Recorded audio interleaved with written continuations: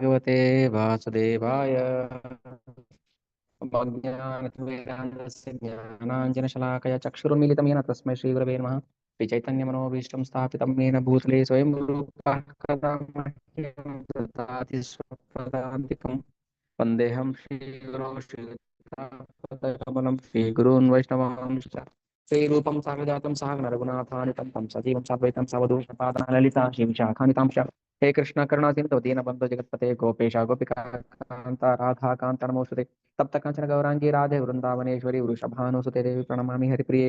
वाञ्छाकल्पतरुभ्यश्च कृपा सिन्धुभ्य एव च पतितानां पावनेभ्यो वैष्णवेभ्यो नमो नमः।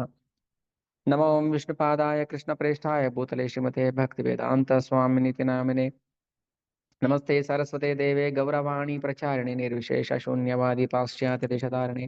जय श्री कृष्ण चैतन्य प्रभु नित्यानंद श्रीद्वैत गदाधर श्रीवासादि गौर भक्तवृंद। हरे कृष्ण कृष्ण कृष्ण हरे हरे, हरे राम राम राम हरे हरे।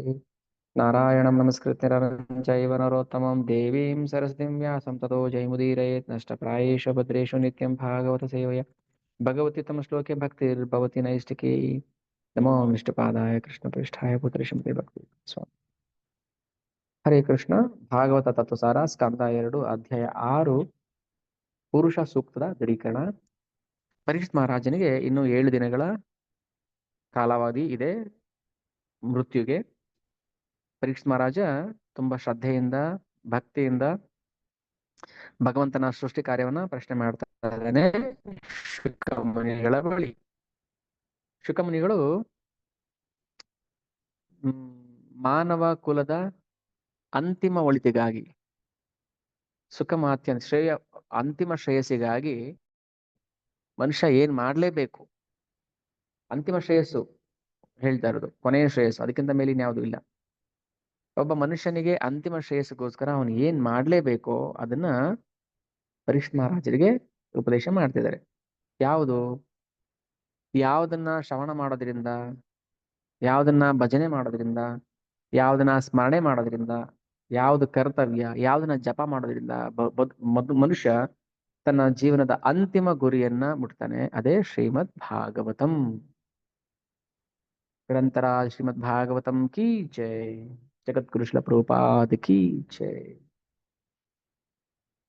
ಒಂದ್ ವೇಳೆ ಪರೀಕ್ಷಿತ್ ಮಹಾರಾಜ ನಮ್ಮ ಪರವಾಗಿ ಪ್ರಶ್ನೆ ಮಾಡಿಲ್ಲ ಅಂದಿದ್ರೆ ನಾವ್ ಯಾರು ಇವತ್ತು ಭಾಗವತಂ ಶ್ರವಣ ಮಾಡಕ್ ಆಗ್ತಿರ್ಲಿಲ್ಲ.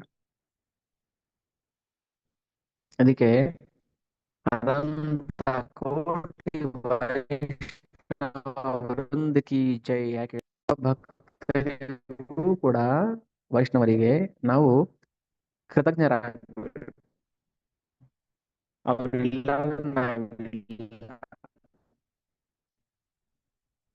ವೈಷ್ಣವರ ಕೃಪೆ ಇಲ್ಲ ಅಂದ್ರೆ ಭಗವಂತನ ಕೃಪೆ ಇಲ್ಲ. ಅನಂತ ಕೋಟಿ ವೈಷ್ಣವ ವೃಂದಕ್ಕೆ. ಹಾಗೆ ರಾಜ ಸೃಷ್ಟಿ ಬಗ್ಗೆ ಪ್ರಶ್ನೆ ಮಾಡ್ತಾನೆ. ಇರೋದು ಒಂದೇ ವಾರ, ಸೃಷ್ಟಿ ಬಗ್ಗೆ ತಿಳ್ಕೊಳ್ತಾ ಇದ್ದಾನೆ. ಇನ್ನ ಬೇಗ ಬೇಗ ಹೇಳ್ರಿ, ನಾನು ಸಾಯ್ತಾ ಇದ್ದೀನಿ, ಬೇಗ ಬೇಗ ಮೋಕ್ಷಕ್ಕೆ ಹೋಗ್ಬಿಡ್ಬೇಕು. ಲಾಟ್ರಿ ಟಿಕೆಟ್ ನೆನೆ ತಗೊಂಡೆ, ಇವತ್ತು ಲಾಟ್ರಿ ಹೊಡೆದ್ಬಿಡ್ಬೇಕು ಬೇಗ ಅಂತ. ಮೋಕ್ಷಕ್ಕೆ ಹೋಗ್ತೀವೋ ಬಿಡ್ತೀವೋ, ನರಕಕ್ಕೆ ಹೋಗ್ತೀವೋ ಅದು ಮುಖ್ಯ ಅಲ್ಲ. ನಾಳೆ ಬೆಳೆದು ದೊಡ್ಡವನಾದ್ಮೇಲೆ ನಿನ್ನ ಸಾಕ್ತೀಯೋ ಬಿಡ್ತೀಯೋ, ವೃದ್ಧಾಶ್ರಮ ಕಳಿಸ್ತೀಯೋ ನನ್ಗೆ ಗೊತ್ತಿಲ್ಲ, ನನ್ಗೆ ಬೇಕಿಲ್ಲ ಅದು. ನಾನು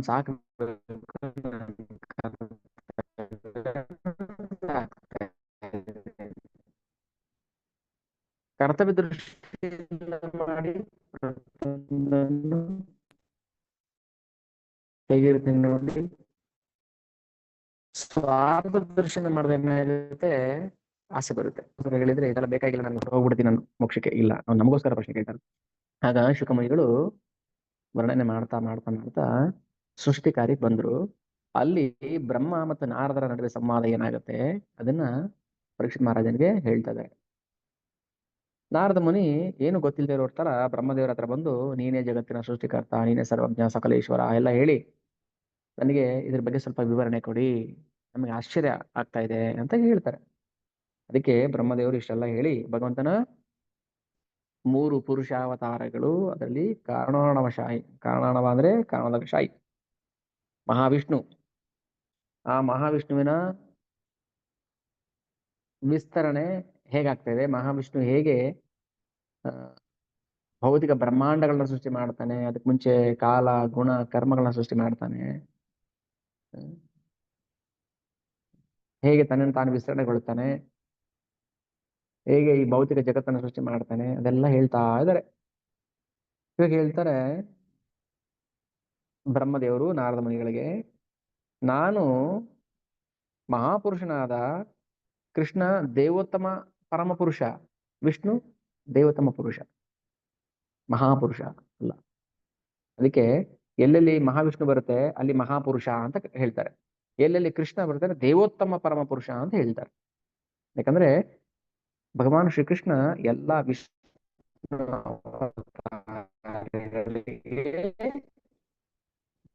ಮೂಲ. ಅಂದ್ರೆ ನಾನು ಭಗವಂತನ ಅಂದ್ರೆ ಹಿರಣ್ಯ ಗರ್ಭೋದಕಶಾಹಿ ವಿಷ್ಣುವಿನ ಗರ್ಭದಲ್ಲಿ ನಾಭಿ ಕಮಲದಲ್ಲಿ ಬಂದೆ.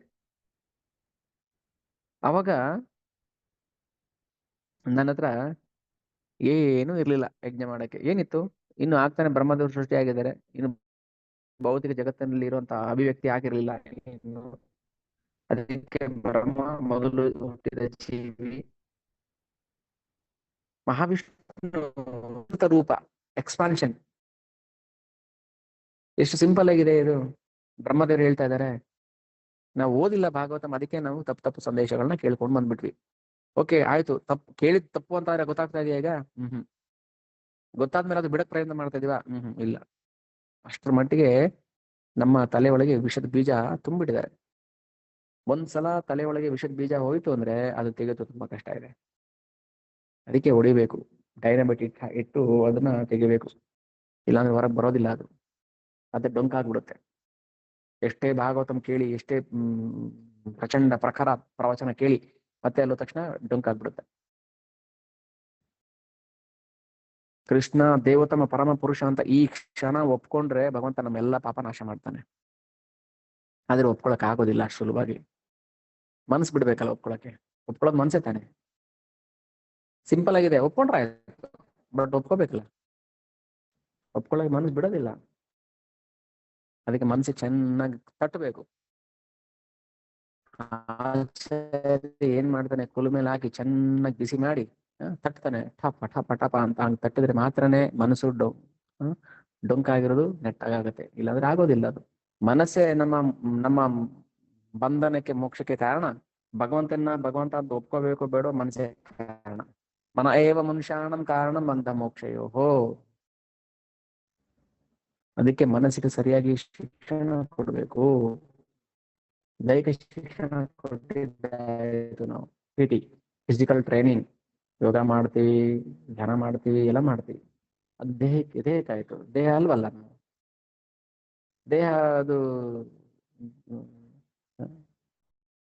ಒಂದು ಬಾಡಿ ಇದ್ದಂಗೆ. ಅಂದ್ರೆ ಯಾವ ತರ ಬಾಡಿ? ಈ ಗಾಡಿಗಳು ಬರುತ್ತಲ್ಲ, ಚಾಸಿ ಇರುತ್ತೆ, ಬಾಡಿ ಬಿಲ್ಡಿಂಗ್ ಮಾಡ್ತಾರೆ, ಬಸ್ಸು ಲಾರಿಗಳು. ಇಂಜಿನ್ ಮುಖ್ಯ, ಆತ್ಮ ಮುಖ್ಯ. ಆತ್ಮಕ್ಕೆ ಶಿಕ್ಷಣ ಕೊಡ್ಬೇಕು ನಾವು, ಮನಸ್ಸಿಗೆ ಶಿಕ್ಷಣ ಕೊಡ್ಬೇಕು. ಬರೀ ದೇಹಕ್ಕೆ ಶಿಕ್ಷಣ ಕೊಟ್ಟು ದೇಹ ಗಟ್ಟಿ ಮಾಡ್ಕೊಂಡ್ರೆ ಏನು ಪ್ರಯೋಜನ ಇಲ್ಲ. ಬ್ರಹ್ಮದೇವರು ಹೇಳ್ತಾರೆ, ನಾನು ಕೂಡ ಭಗವಂತನ ಬಗ್ಗೆ ಅನುಮಾನಗೊಂಡಿದ್ದೆ, ನನಗೂ ಭ್ರಮೆ ಬಂದಿತ್ತು. ವಿಮೋಹಿತ. ಅದಕ್ಕೆ ಬ್ರಹ್ಮದೇವ್ರನ್ನ ಸ್ವಯಂಭೂ ಅಂತ ಕರೀತಾರೆ. ಯಾರು ಅಪ್ಪ ಅಮ್ಮ ಇಲ್ಲ ಅವರಿಗೆ, ಕೃಷ್ಣನೇ ಎಲ್ಲ, ವಿಷ್ಣು. ಸರಿ, ಬ್ರಹ್ಮದೇವರು ಆಚೆ ಬಂದರು, ನೋಡ್ತಾರೆ ಏನು ಇಲ್ಲ. ಆಗ ಭಗವಂತನಿಂದ ಒಂದು ಪ್ರೇರಣೆ ಆಗುತ್ತೆ, ಹೇ ಬ್ರಹ್ಮ ತಪಸ್ ಮಾಡು ಅಂತ. ಏನ್ ತಪಸ್ ಮಾಡೋದು? ತಪಸ್ ಮಾಡಕ್ಕೆ ಯಜ್ಞ ಸಾಮಗ್ರಿಗಳು ಬೇಕಲ್ಲ. ತಪಸ್ ಮಾಡಕ್ ಸುಮ್ಮನೆ ಮಾಡಕ್ಕಾಗತ್ತಾ? ಯಜ್ಞ ಸಾಮಗ್ರಿಗಳು ಬೇಕು. ಸರಿ, ಈಗ ಯಾರಿದ್ದಾರೆ ಸೃಷ್ಟಿನಲ್ಲಿ? ಭಗವಂತ, ಬ್ರಹ್ಮದೇವರಿದ್ದಾರೆ, ಇಷ್ಟೇ, ಇಬ್ಬರೇ ಇರೋದು, ಯಾರಿಲ್ಲ. ಬ್ರಹ್ಮ ಭಗವಂತ. ಭೂಮಿ ಇಲ್ಲ, ಆಕಾಶ ಇಲ್ಲ, ಗಾಳಿ ನೀರು ಬೆಂಕಿ ಪ್ರಾಣಿ ಪಕ್ಷಿ ನಾವು ನೀವು ಯಾರು ಇಲ್ಲ. ಇನ್ನು ಯಜ್ಞ ಮಾಡು ಅಂತ ಹೇಳಿದ್ರು. ಏನ್ ಮಾಡೋದು ಯಜ್ಞ? ಯಜ್ಞ ಮಾಡಕ್ಕೆ ಪ್ರಾಣಿ ಬಲಿ ಕೊಡ್ಬೇಕು, ಪ್ರಾಣಿ ಇಲ್ವಲ್ಲ. ಯಜ್ಞ ಮಾಡಕ್ಕೆ ಬೆಂಕಿ ಹಚ್ಬೇಕು, ಬೆಂಕಿ ಇಲ್ವಲ್ಲ ಇನ್ನ. ಅಗ್ನಿ ಮತ್ತೆ ಹೆಂಗ್ ಬೆಂಕಿ? ಓಕೆ, ಪುರೋಹಿತರು ಕರಿಬೇಕಲ್ಲ ಯಜ್ಞ ಮಾಡಕ್ಕೆ, ಪುರೋಹಿತರು ಇಲ್ವಲ್ಲ. ಇಮೇಜಿನ್ ಮಾಡಕ್ ಆಗಲ್ಲ, ನಾವು ಊಹೆ ಮಾಡಕ್ ಆಗೋದಿಲ್ಲ. ಅನೂಹ್ಯ, ನಮ್ಮ ನಮ್ಮ ಯೋಚನೆಗೆ ಸಿಗುವಂತದಲ್ಲ ವಿಕಲ್ಪನೆ, ಪರಿಕಲ್ಪನೆ. ಯಾಕೆ ಜನಕ್ಕೆ ಭಗವದ್ಗೀತಾ ಭಾಗವತ ಓದಕ್ಕೆ ಆಸಕ್ತಿ ಬರೋದಿಲ್ಲ ಅಂದ್ರೆ ನಮ್ಮ ಊಹೆ ನಿಲ್ಕೋದಿಲ್ವಲ್ಲ ಅದು, ಅದಕ್ಕೆ. ಮನಸ್ಸು ಕಲ್ಪನೆ ಮಾಡಕ್ ಆಗೋದಿಲ್ವಲ್ಲ. ಈಗ ನಿಮ್ಮ ಮುಂದೆ ಒಂದು ಸಿಂಹ ಇದೆ ಅಂತ ಅನ್ಕೊಳ್ಳಿ, ಹೆಂಗ್ ಅನ್ಕೋತೀರಾ ನೀವು? ಅನ್ಕೊಳ್ಳಿ, ಅದು ನಿಮ್ಮನ್ನ ನೋಡ್ತಾ ಇದೆ ಅನ್ಕೊಳ್ಳಿ, ಅನ್ಕೋಬಹುದು. ಬಟ್ ಅದು ಅನುಭವ ಬರುತ್ತಾ? ಇಲ್ಲ. ಎದುರುಗಡೆ ಬಂದಾಗಲೇ ಅದು ಅನುಭವ ಬರೋದು. ನಮ್ಮ ಮನಸ್ಸು ಯಾವ್ದನ್ನ ಗ್ರಹಿಸಿಲ್ಲ, ಯಾವ್ದನ್ನ ನೋಡಿಲ್ಲ, ಯಾವ್ದನ್ನ ಕೇಳಿಲ್ಲ, ಅದನ್ನ ಯೋಚನೆ ಮಾಡೋದಿಲ್ಲ. ಅದು ಸಾಧ್ಯನೇ ಇಲ್ಲ. ಹಾಗೆ ಬ್ರಹ್ಮದೇವ್ರು ಯಜ್ಞ ಮಾಡ್ಬೇಕು, ಯಜ್ಞಕ್ಕೆ ಏನು ಸಾಮಗ್ರಿಗಳಿಲ್ಲ, ಐಟಮ್ಸ್ ಇಲ್ಲ, ಪುರೋಹಿತರಿಲ್ಲ, ಏನಿಲ್ಲ. ಬರ್ತಾರ ಪುರೋಹಿತರು, ಏನ್ರಿ ಪೂಜೆಗೆ ಇಷ್ಟೆಲ್ಲ ಹೇಳಿ ಐಟಮ್ಸ್ ಏನು ತಂದಿಲ್ಲ, ಸುಮ್ನೆ ಕರ್ಸ್ಬಿಟ್ಟಿದ್ದಾರೆ ನಮ್ಮನ್ನ, ತನ್ನಿ ಬೇಗ ಅಂದ್ರೆ ಓಡೋಗ್ತೀವಿ ನಾವು, ಅಂಗಡಿಗೆ ತರ್ತೀವಿ. ಬಟ್ ಬ್ರಹ್ಮದೇವ್ರು ಎಲ್ಲಿ ಓಡೋಗ್ಬೇಕು? ಸರಿ, ಓಡೋದ್ರು. ಎಲ್ಲಿ ಓಡೋದ್ರು? ಭಗವಂತನ ಹತ್ರಕ್ಕೆ ಹೋದ್ರು. ಅವನ ದೇಹದಿಂದನೇ ಇದೆಲ್ಲ ತಗೊಂಡ. ಅದಕ್ಕೆ ಕೇಳುದು, ಭಗವಂತನ ವಿರಾಟ ರೂಪ ಭೌತಿಕ ಜಗತ್ತಿನ ವಿಸ್ತೃತ ರೂಪ. ಭಗವಂತನ ವಿರಾಟ ಶರೀರ ಏನಿದೆ ಅದು ಭಗವಂತನ ಈ ಭೌತಿಕ ಜಗತ್ತು, ಅದು ಅವನ ಮೂಲ ರೂಪ ಅಲ್ಲ. ಎಷ್ಟು ಜನ ಮನೇಲಿ ವಿರಾಟ ರೂಪದ ಫೋಟೋ ಇದೆ, ಮನೆಯಲ್ಲಿ ಪೂಜೆ ಮಾಡ್ತೀರಾ? ಪ್ರಶ್ನೆ. ಎಷ್ಟು ಜನ ಮನೇಲಿ ಕೃಷ್ಣ ಫೋಟೋ ಇಲ್ಲ? ಯಾರು ಭಗವಂತನ ಫೋಟೋ ಇಟ್ಕೊಳ್ಳದೆ ನೀವು ಪೂಜೆ ಮಾಡ್ತೀರಾ, ನೀವು ಭಕ್ತರಲ್ಲ. ಭಕ್ತರಲ್ಲ ಅಲ್ಲ, ಮನುಷ್ಯರೇ ಅಲ್ಲ. ಯಾರ ಮೇಲೆ ಕೃಷ್ಣ ಫೋಟೋ ಇಲ್ಲ, ಕೃಷ್ಣ ಭಕ್ತಿ ಮಾಡಲ್ಲ, ಅವ್ರ ಮನುಷ್ಯರೇ ಅಲ್ಲ, ಅದು ಮನೆ ಅಲ್ಲ ಅದು. ಮತ್ತೇನದು? ವಾಯಸ ತೀರ್ಥಂ, ಸ್ಮಶಾನ. ಭಗವಂತನ ಫೋಟೋ ಪೂಜೆ ಮಾಡದೇ ಇರೋರು ಮನೆ, ಅದು ಮನೆ ಅಲ್ಲ, ಅದು ವಾಯಸ ತೀರ್ಥಂ, ಕಾಗೆಗಳ ತೀರ್ಥಕ್ಷೇತ್ರ, ಅಂದ್ರೆ ಸ್ಮಶಾನ.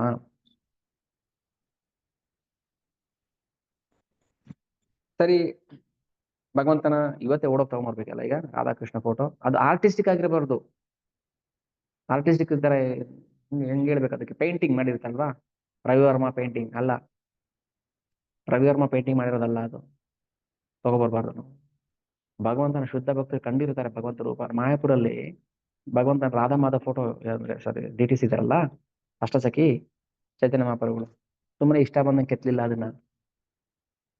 ಅದು ಪ್ರಭುಪಾದರಿಗೆ, ಅವರ ಶಿಷ್ಯಂದ್ರಿಗೆ ಭಗವಂತ ಕನಸಲ್ಲಿ ಬಂದು ನನ್ನನ್ನ ಈ ರೂಪದಲ್ಲಿ ಪ್ರತಿಷ್ಠಾಪನೆ ಮಾಡಬೇಕು ಅಂತ ಹೇಳಿದ ಮೇಲೆ ಮಾಡಿದ್ದು ಅದನ್ನ. ಯಾವ ಡಿಟಿಸ್ ಆಗಲಿ, ರಾಧಾ ಶ್ಯಾಮ್ ಸುಂದರ್ ಆಗಲಿ, ರಾಧಾ ಗೋಪಿನಾಥ್ ಆಗಲಿ ಇಷ್ಟ ಬಂದಂಗೆಲ್ಲ ಕೆತ್ತಂಗಿಲ್ಲ. ಜಗನ್ನಾಥನ, ಅದೇನ್ ಜಗನ್ನಾಥನ ಹಂಗೆ ಮಾಡ್ಬಿಟ್ಟಿದ್ದಾರೆ ಪಾಪ, ಕೈ ಇಲ್ಲ ಕಾಲಿಲ್ಲ. ನಾರದರಿಗೆ ಭಗವಂತ ಹೇಳಿದ್ದು, ದರ್ಶನ ಕೊಟ್ಟಿದ್ದು ರೂಪ ಅದು, ಹೀಗೆ ಮಾಡಬೇಕು ಅಂತ. ಓಕೆನಾ?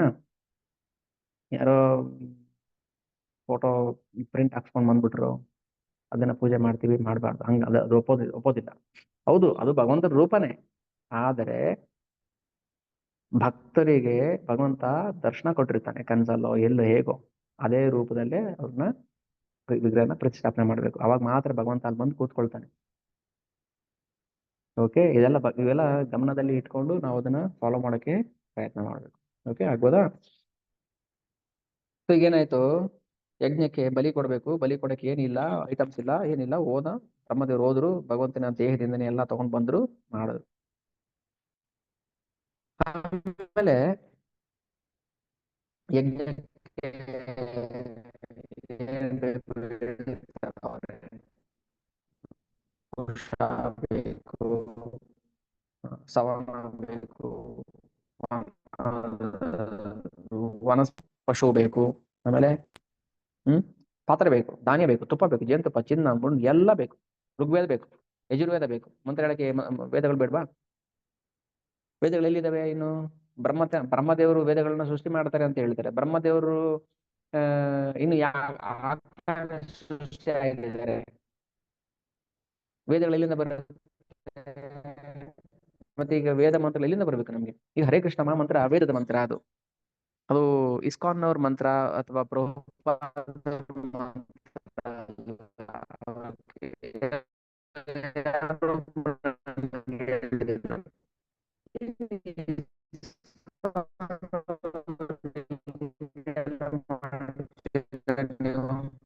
ಏನ್ ಮಾಡಿದ್ವಿ ನಾವು? ಅಲ್ಲ, ನೀವು ಹರೇ ರಾಮ ಹೇಳ್ಬೇಕು ತಾನೇ first. ಇಲ್ಲ ಹರೇ ಕೃಷ್ಣ ಹೇಳ್ತೀವಿ ನಾವು.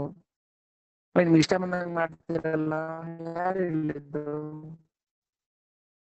ಮೂರ್ಖ, ನೀನು ಇಷ್ಟ ಬಂದಂಗೆ ಬಾಯ್ ಮಾತಾಡ, ನೀನು ಇಷ್ಟ ಬಂದಂಗೆ ಮಾತಾಡ್ತಾ ಇರೋದು. ನಾವು ಇಷ್ಟ ಬಂದಂಗೆ ಮಾಡ್ತಾ ಇಲ್ಲ. ನಮ್ಮ ಮನಸ್ಸು ಮಾಡ್ತಾ ಇಲ್ಲ. ವೇದಗಳು ಏನ್ ಹೇಳುತ್ತೆ, ಶಾಸ್ತ್ರದ ಮಂತ್ರ, ಯಜುರ್ವೇದದ ಮಂತ್ರ, ಕೋಟಿ ಕೋಟಿ ಮಂತ್ರಗಳಿದೆ. ಇದನ್ನೇ ಹೇಳ್ಬೇಕಂತ ಗೊತ್ತಾಗೋದಿಲ್ಲ, ಯಾವ್ದು ಓದ್ಬೇಕು ಬಿಡ್ಬೇಕು ಅಂತ ಹೇಳ್ತಾರೆ. ನೋಡಿ, 2ನೇ ಚಾಪ್ಟರ್ ಒಂದು ಪ್ರಶ್ನೆ ಕೊಡ್ತೀವಿ, ಹೊಸ ಮಂದಿ ಓದ್ತಾರ ಮಕ್ಳು, ಇಡೀ ಓದಿ ಜ್ಞಾಪಕ ಇರುತ್ತಾ ಹೋಗ್ಲಿ? ಇಲ್ಲ. ಅದಕ್ಕೆ ಬ್ರಹ್ಮದೇವ್ರಿಗೆ ಹೇಳಿ ಕಳಿಸ್ತಾರೆ ಭಗವಂತ, ನೋಡಪ್ಪ ಬ್ರಹ್ಮದೇವರೇ, ಕಲಿಯುಗದಲ್ಲಿ ಈ ಮಹಾ ಮೇಧಾವಿಗಳಿಗೆ ಮಂತ್ರೋಚ್ಚಾರಣೆ ಬರೋದಿಲ್ಲ, ನಾಲ್ಗೆ ತಿರುಗಲ್ಲ. ಬೇರೆಯವ್ರ ಮನೆ ವಿಚಾರಗಳಾದ್ರೆ ನಾಲ್ಗೆ ತಿರುಗುತ್ತೆ, ಚೆನ್ನಾಗಿ ತಿರುಗುತ್ತೆ ನಾಲ್ಗೆ. ಆದ್ರೆ ವೇದ ಮಂತ್ರಗಳು ಮಾತ್ರ ಹೇಳಕ್ ನಾಲ್ಗೆ ತಿರುಗೋದು. ಅದಕ್ಕೆ ಏನ್ ಮಾಡ್ಬೇಕು? ಕಲಿ ಸಂತರಣ ಉಪನಿಷತ್ ಅಂತ ಇದೆ, ನನ್ನ ಹತ್ರ ಒಂದು ಕೊಡ್ತೀನಿ, ಅದನ್ನ ನೀವು ಈ ಕಲಿಯುಗ ಜನಗಳಿಗೆ ಕೊಡು. ಅದರಲ್ಲಿ ಕೇವಲ 11 ಶ್ಲೋಕ ಅಷ್ಟೇ. 11 ಶ್ಲೋಕ ಅಷ್ಟೇನಾ? ಹರಿ ಹರಿ, ಸಾರಿ, ಇಯರ್ಫೋನ್ ಬಿದ್ದೋಯ್ತು. 11 ಶ್ಲೋಕ ಅಷ್ಟೇನೇ ಇರೋದು ಅದರಲ್ಲಿ, ಅಷ್ಟೇ. 11 ಶ್ಲೋಕ ಇರ್ಬೋದು. 11 ಶ್ಲೋಕದಲ್ಲಿ 10 ಶ್ಲೋಕಗಳು ಬರೀ ಮಾತುಕತೆ. ಬ್ರಹ್ಮದೇವರು ನಾರದರಿಗೆ ಹೇಳ್ತಾರೆ, ನಾರದರು ಬ್ರಹ್ಮದೇವರಿಗೆ ಕೇಳ್ತಾರೆ. ಇರೋದು ಒಂದೇ ಮಂತ್ರ. ಕಲಿ ಸಂತರಣ ಉಪನಿಷತ್ತಲ್ಲಿ, ಸಣ್ಣ ಉಪನಿಷತ್ತು, ಅದ್ರಲ್ಲಿ ಇರೋದು ಕೇವಲ 11 ಶ್ಲೋಕಗಳು. 11 ಶ್ಲೋಕದಲ್ಲಿ 10 ಶ್ಲೋಕದಲ್ಲಿ ಬರೀ ಮಾತುಕತೆ. ಬ್ರಹ್ಮೋ ವಾಚ, ನಾರದ ಪೃಚ್ಛತಿ, ನಾರದ ಕೇಳ್ತಾರೆ, ಬ್ರಹ್ಮ ಹೇಳ್ತಾರೆ. 10 ಪ್ರಶ್ನೆ, ಅಲ್ಲ ಸಾರಿ 10 ಶ್ಲೋಕ. ಇನ್ನು ಒಂದೇ ಶ್ಲೋಕದಲ್ಲಿ ಉಪನಿಷತ್ ಯಾವುದು? ಹರೇ ಕೃಷ್ಣ ಹರೇ ಕೃಷ್ಣ ಕೃಷ್ಣ ಕೃಷ್ಣ ಹರೇ ಹರೇ, ಹರೇ ರಾಮ ರಾಮ ರಾಮ ಹರೇ ಹರೇ. ಇದೊಂದೇ ಮಂತ್ರ ಇರೋದು. ಇತಿ ಷೋಡಶಕಂ ನಾಮ್ನಂ ಕಲಿಕಲ್ಮಶ ನಾಶನಂ ನಾತೋ ಪರತರೋಪಾಯ ಸರ್ವೇದೇಶ ದೃಶ್ಯತೆ. ಓ ನಾರದ ಮುನಿ, ಇದಕ್ಕಿಂತ ದೊಡ್ಡ ವೇದ ಇಲ್ಲ, ಮಂತ್ರ ಇಲ್ಲ ಕಲಿಯುಗದವ್ರಿಗೆ. ಅದಕ್ಕೆ ಇದನ್ನೇ ಹೇಳಿ, ನಾವ್ ಯಾರನ್ನು ಮ್ಯಾನುಫ್ಯಾಕ್ಚರ್ ಮಾಡಿ ಹೇಳ್ತಾ ಇಲ್ಲ. ಓಂ ಪ್ರೀಂ ರಾಮ್ ರಾಹವೇ ನಮಃ ಕೇತವೇ ನಮಃ ಆ ನಮಃ ಈ ನಮಃ ಇಲ್ಲ, ಹರೇ ಕೃಷ್ಣನೇ ಹೇಳಬೇಕು. ನಾಲಿಗೆ ತಿರ್ಗಲ್ಲ, ನಾಲಿಗೆ ತಿರ್ಗಲ್ಲ ಅಂತ ಮಾತ್ರ ಹೇಳ್ಬಾರ್ದು ಯಾರು. ಚೆನ್ನಾಗಿ ತಿರುಗುತ್ತೆ ನಾಲಿಗೆ, ಗೊತ್ತು ನಮಗೆ. ಎಲ್ಲೆಲ್ಲಿ ಬಾಯಿ ಒಳಗಿದೆ ಅಷ್ಟೇ ಅದು, ಬಟ್ ಎಲ್ಲೆಲ್ಲಿ ತಿರುಗುತ್ತೆ ಗೊತ್ತಾ? ಆ ದವಡೆ, ಈ ದವಡೆ, ಮೇಲ್ ದವಡೆ, ಕೆಳ ದವಡೆ, ಎಲ್ಲ ದವಡೆಗೂ ತಿರುಗುತ್ತೆ ನಾಲಿಗೆ. ಹರೇ ಕೃಷ್ಣ ಅಂತ ಹೇಳಿ ತಿರುಗೋದಿಲ್ಲ. ಹ್ಮ್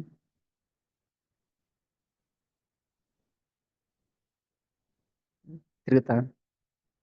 ನುಗ್ಗೆಕಾಯಿ ಎಗಿಬೇಕಾದ್ರೆ ಚೆನ್ನಾಗಿ ಎಗೆದು ರಸ ಕುಡಿತೀವಿ. ಏನಾದ್ರು ಸಿಕ್ಕಾಕೊಂಡ್ರೆ ನುಗ್ಗೆಕಾಯಿ ಸಿಪ್ಪೆ, ಅದನ್ನ ನಾಲ್ಗೆನೆ ತೆಗ್ದ್ಬಿಡುತ್ತೆ. ಅಲ್ಲಿ ತಿರ್ಗಿಸಿ ಇಲ್ಲಿ ತಿರ್ಗಿಸಲ್ಲ ಮಾಡುತ್ತೆ.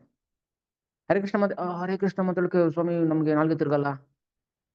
ಓ ಹರೇ ಕೃಷ್ಣ ಹರೇ ಕೃಷ್ಣ ಕೃಷ್ಣ ಕೃಷ್ಣ ಏ, ಈ ತರ ಎಲ್ಲ ನಾವು ನಾಟಕ ಮಾಡಬಾರದು. ಬ್ರಹ್ಮದೇವರು ಅದಕ್ಕೆ ನಾರದರಿಗೆ ಹೇಳಿ, ನೋಡಪ್ಪ ಕಲಿಯುಗದ ಜನಗಳಿಗೆ ತುಂಬಾ ಮಂದಮತಿಗಳಿದ್ದಾರೆ, ಅವರು ಹರೇ ಕೃಷ್ಣ ಮಹಾಮಂತ್ರನೇ ಹೇಳಬೇಕು. ಯಾವಾಗ ಸೃಷ್ಟಿಯಾಗಿದ್ದು? ಬ್ರಹ್ಮದೇವರು ಸೃಷ್ಟಿ ಮಾಡಕ್ ಮುಂಚೆನೆ ಹರೇ ಕೃಷ್ಣ ಮಹಾಮಂತ್ರ ಸೃಷ್ಟಿಯಾಗಿದೆ. ಪ್ರಭುಪಾದರು ಬಂದು ಹೊಸದಾಗಿ ಸೃಷ್ಟಿ ಮಾಡಿಲ್ಲ, ಅಥವಾ ಚೈತನ್ಯ ಮಹಾಪ್ರಭುಗಳು ಬಂದು ಸೃಷ್ಟಿ ಮಾಡಲಿಲ್ಲ. ಭಗವಂತನೇ, ಕೃಷ್ಣನೇ ಮೊನ್ನೆ 500 ವರ್ಷದಿಂದ ಬಂದಾಗ, ಪ್ರಕಟ ಆದಾಗ ಮಾಡಿದಂತ ಅನ್ಕೋಬಾರ್ದು ನಾವು. ನಮ್ಗೆ ವಾಸ್ತವಾಂಶ ಅಂದ್ರೆ ಸತ್ಯಾಂಶ ತಿಳ್ಕೋಬೇಕು. ಹೇಗೆ ತಿಳ್ಕೋಬೇಕು? ಅರ್ಹ ಮೂಲಗಳಿಂದ ತಿಳ್ಕೋಬೇಕು. ಅದಕ್ಕೆ ಶ್ರೀಮದ್ ಭಾಗವತ. ಸೊ ಬ್ರಹ್ಮದೇವರು ಇಲ್ಲಿ ಹೇಳ್ತಾ ಇದಾರೆ, ಯಜ್ಞ ಮಾಡೋದಕ್ಕೆ ಸಾಮಾನ್ಯ ಐಟಮ್ಸ್ ಎಲ್ಲ ತರಬೇಕು. ಆಮೇಲೆ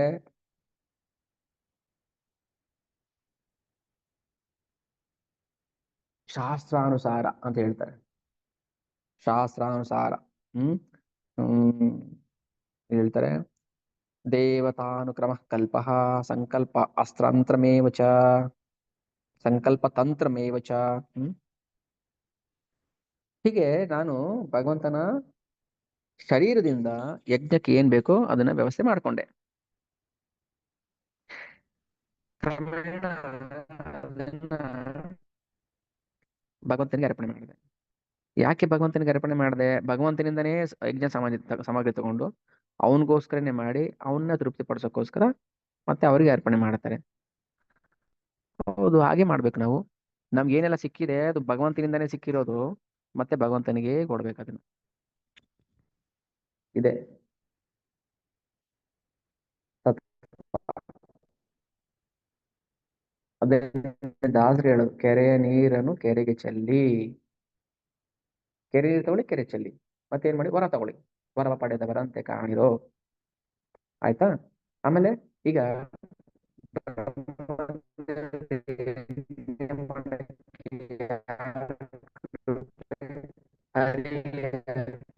ಕರುಣಗಳ ಹರಿ ಕರುಣೆಯಿಂದ ಆಯ್ತು ಭಾಗ್ಯ, ಹರಿ ಸಹ ಆ ಕಾರ್ಯವೈಖರಿ, ಅವರಿಂದನೇ ಶಕ್ತಿ ಪಡೆದು ಅವ್ರಿಗೋಸ್ಕರನೇ ಯಜ್ಞ ಮಾಡಿ ಮತ್ತೆ ಅವ್ರನ್ನೇ ತೃಪ್ತಿಪಡಿಸೋದು. ಹೀಗೆ ಎಲ್ಲರೂ ಯಜ್ಞ ಮಾಡ್ಬೇಕು ಅಂತ ಹೇಳಿದ್ರು. ನನ್ನ ಪ್ರಿಯ ಪುತ್ರರೇ, ನಿನ್ನ 9 ಜನ ಸೋದರರು ಅಂದ್ರೆ ನಾರದರಿಗೆ ಸೇರಿಸಿ ಹೇಳ್ತಾ ಇರೋದು, ಇವರೆಲ್ಲರೂ ಪ್ರಜಾಪತಿಗಳು, ದಶ ಪ್ರಜಾಪತಿಗಳು, ಎಲ್ಲರೂ ಯಜ್ಞ ಮಾಡಿದ್ರು. ಅಂದ್ರೆ ಪ್ರತಿಯೊಬ್ಬರು ಕೂಡ ಹುಟ್ಟಿದ ತಕ್ಷಣ ಮಾಡ್ಬೇಕಾಗಿರೋ ಕೆಲಸ ಯಜ್ಞ. ಯಜ್ಞ ಮಾಡ್ಬೇಕು ನಾವು. ಯಜ್ಞಕ್ಕೋಸ್ಕರ ನಾವು ಇರೋದಿಲ್ಲ ಈ ಭೌತಿಕ ಜಗತ್ತಲ್ಲಿ, ಭೋಗಕ್ಕೋಸ್ಕರ ಅಲ್ಲ. ಹ್ಮ್. ಭೋಗ ಸಿಗುತ್ತೆ, ಭಗವಂತ ಕೊಡ್ತಾನೆ, ಅದು ಬೈ ಪ್ರಾಡಕ್ಟ್. ಭೋಗಕ್ಕೋಸ್ಕರ ಜೀವನ ಮಾಡೋದಲ್ಲ. ನಾವು ಮಾಡಿದ್ರೆ ಭೋಗ ತಾನಾಗೆ ಸಿಗುತ್ತೆ.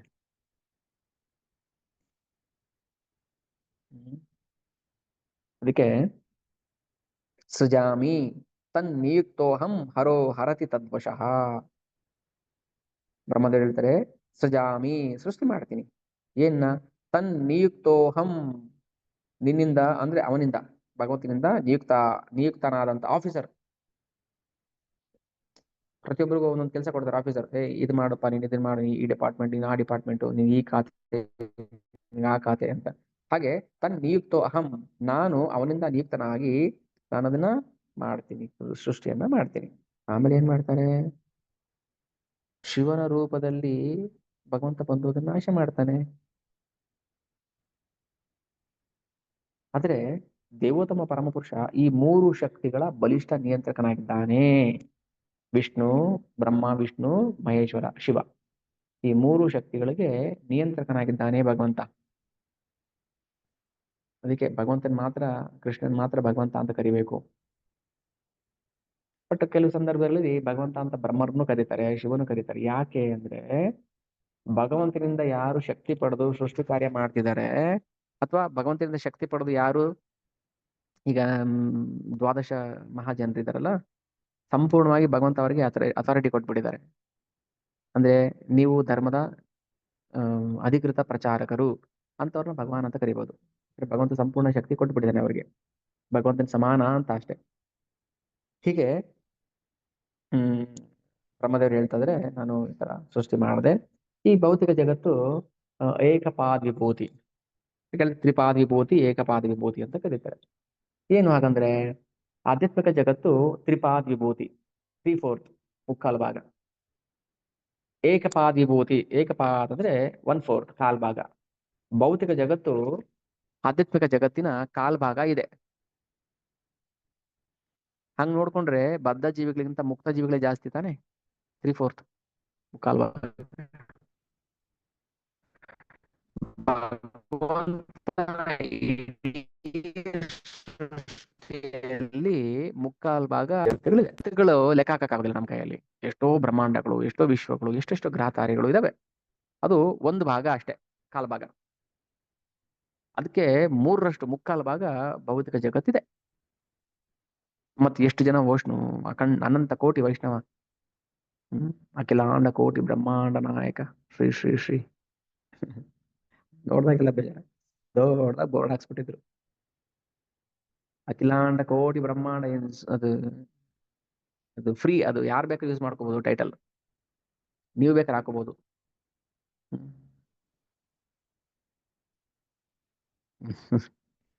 ಹಾಗೆ ನೀವು ಹಾಕೋಬಹುದು, ಏನ್ ಯಾರೇನು ಅಬ್ಜೆಕ್ಷನ್ ಮಾಡಲ್ಲ ಇಲ್ಲಿ, ಯಾಕಂದ್ರೆ ಎಲ್ರಿಗೂ ವಾಕ್ ಸ್ವಾತಂತ್ರ್ಯ ಇದೆ.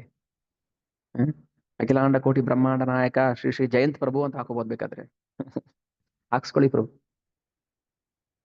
ಅದು ಭಗವಂತನಿಗೆ ಮಾತ್ರ ಮಾಡ್ಬೇಕದು, ಹಾಕಬೇಕದು, ಕಂಡ್ಕೊಂಡವ್ರಿಗೆಲ್ಲ ಹಾಕೋದಲ್ಲ ಅದು. ಭಗವಂತ ಈ ಭೌತಿಕ ಜಗತ್ತನ್ನ ಕೇವಲ ಒಂದು ಭಾಗ ಅಷ್ಟೇನೆ, ಕಾಲ್ ಭಾಗದಲ್ಲಿ ಒಂದು ಭಾಗ ಅಷ್ಟೇ.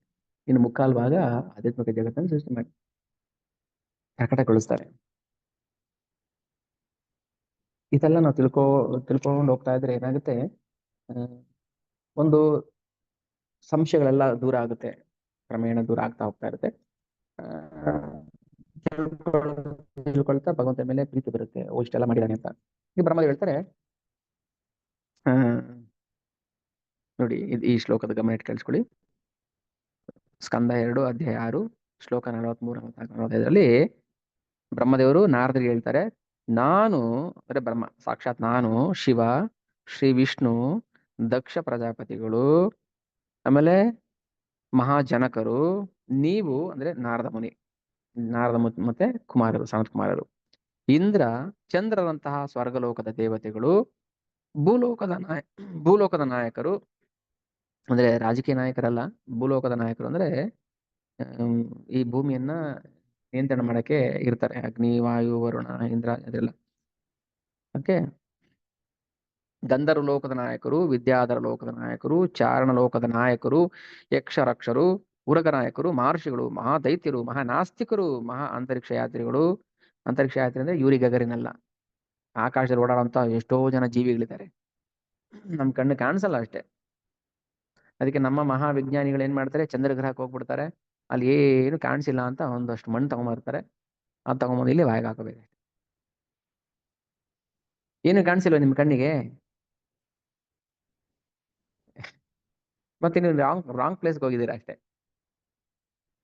ಚಂದ್ರಗ್ರಹದಲ್ಲಿ ಜೀವಿಗಳಿಲ್ವಾ? ಇರ್ತಾರಪ್ಪ, ನಿಮ್ ಕಣ್ಣಿಗೆ ಕಾಣಿಸಲ್ಲ. ನಿಮ್ಮ ಮನೇಲಿ ಇರುವೆಗಳು, ನಿಮ್ಮ ಮನೇಲಿ ಇರೋ ಇರುವೆಗಳನ್ನ ಒಂದು ತಕ್ಕಡಿಲಾಗಿ ತೂಕ ಮಾಡಿ, ನಿಮ್ಮ ತೂಕಕ್ಕಿಂತ ಹೆಚ್ಚು ತೂಕ ಬರುತ್ತೆ.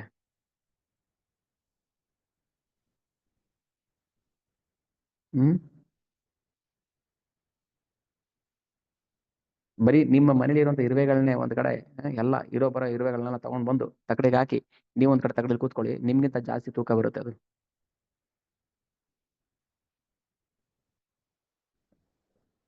ಸುಮ್ಮನೆ ನಿಮ್ಗೆ ಒಂದು ಒಂದು ಏನು ಕಿರು ನೋಟ ಅಷ್ಟೇ ಹೇಳ್ತಾ ಇರೋದು. ಚಂದ್ರಗ್ರಹದಲ್ಲಿ ಜೀವಿಗಳಿಲ್ವಾ? ಇದ್ದಾರೆ ಅಪ್ಪ, ಚಂದ್ರಗ್ರಹದಲ್ಲಿ ಇದ್ದಾರೆ, ಸೂರ್ಯಗ್ರಹದಲ್ಲಿ ಇದ್ದಾರೆ, ಅಂತರಿಕ್ಷ ಯಾತ್ರೆ ಮಾಡ್ತಿರ್ತಾರೆ. ನಾವು ಬರೀ ಫ್ಲೈಟ್ ಅಲ್ಲಿ ಹೋಗೋದಲ್ಲ, ಅಂತರಿಕ್ಷದಲ್ಲಿ ಓಡಾಡುವಂತ ಜೀವಿಗಳಿದ್ದಾರೆ, ಸೂರ್ಯನ ಕಿರಣದ ಮೇಲೆ ನಡೆಯುವಂತ ಜೀವಿಗಳಿದ್ದಾರೆ, ಸೂರ್ಯನ ಕಿರಣಗಳನ್ನ ಕುಡಿಯುವಂತ ಜೀವಿಗಳಿದ್ದಾರೆ. ಅದಕ್ಕೆ ತಪೋಲೋಕ, ಮಹಾಲೋಕ, ಸಿದ್ಧಲೋಕ, ಚಾರಣಲೋಕ, ಗಂಧರ್ವಲೋಕ ಅಂತ ಕರೀತಾರೆ. ಅದ್ಯಾಕೆ ಯಾವಾಗ ಚಂದ್ರಗ್ರಹಣ ಹಿಡ್ಕೊಂಡು ಓಡಾಡ್ತೀರಾ ಪಾಪ ನೀವು, ಚಂದ್ರಗ್ರಹ ಚಂದ್ರಗ್ರಹ ಅಂತ? ಚಂದ್ರಗ್ರಹ ಸೂರ್ಯಗ್ರಹಕ್ಕಿಂತ ಎತ್ತರದಲ್ಲಿದೆ, ದೂರದಲ್ಲಿದೆ. ಯಾರು ಅಪೋಸ್ ಮಾಡೋದಿಲ್ಲ, ಅದನ್ನ ಯಾರು ಕೇಳಲ್ಲ. ಭಾಗವತ ಹೇಳುತ್ತೆ, ಸೂರ್ಯನಿಗಿಂತ 1.5 ಲಕ್ಷ ಯೋಜನ ಎಷ್ಟೋ ಹೇಳ್ತಾರೆ, ಅಷ್ಟು ದೂರದಲ್ಲಿದ್ದಾನೆ ಚಂದ್ರ. ಮತ್ತೆ ನೀವು ಮಣ್ಣು ತಂದಿದೆ ಎಲ್ಲಿಂದ?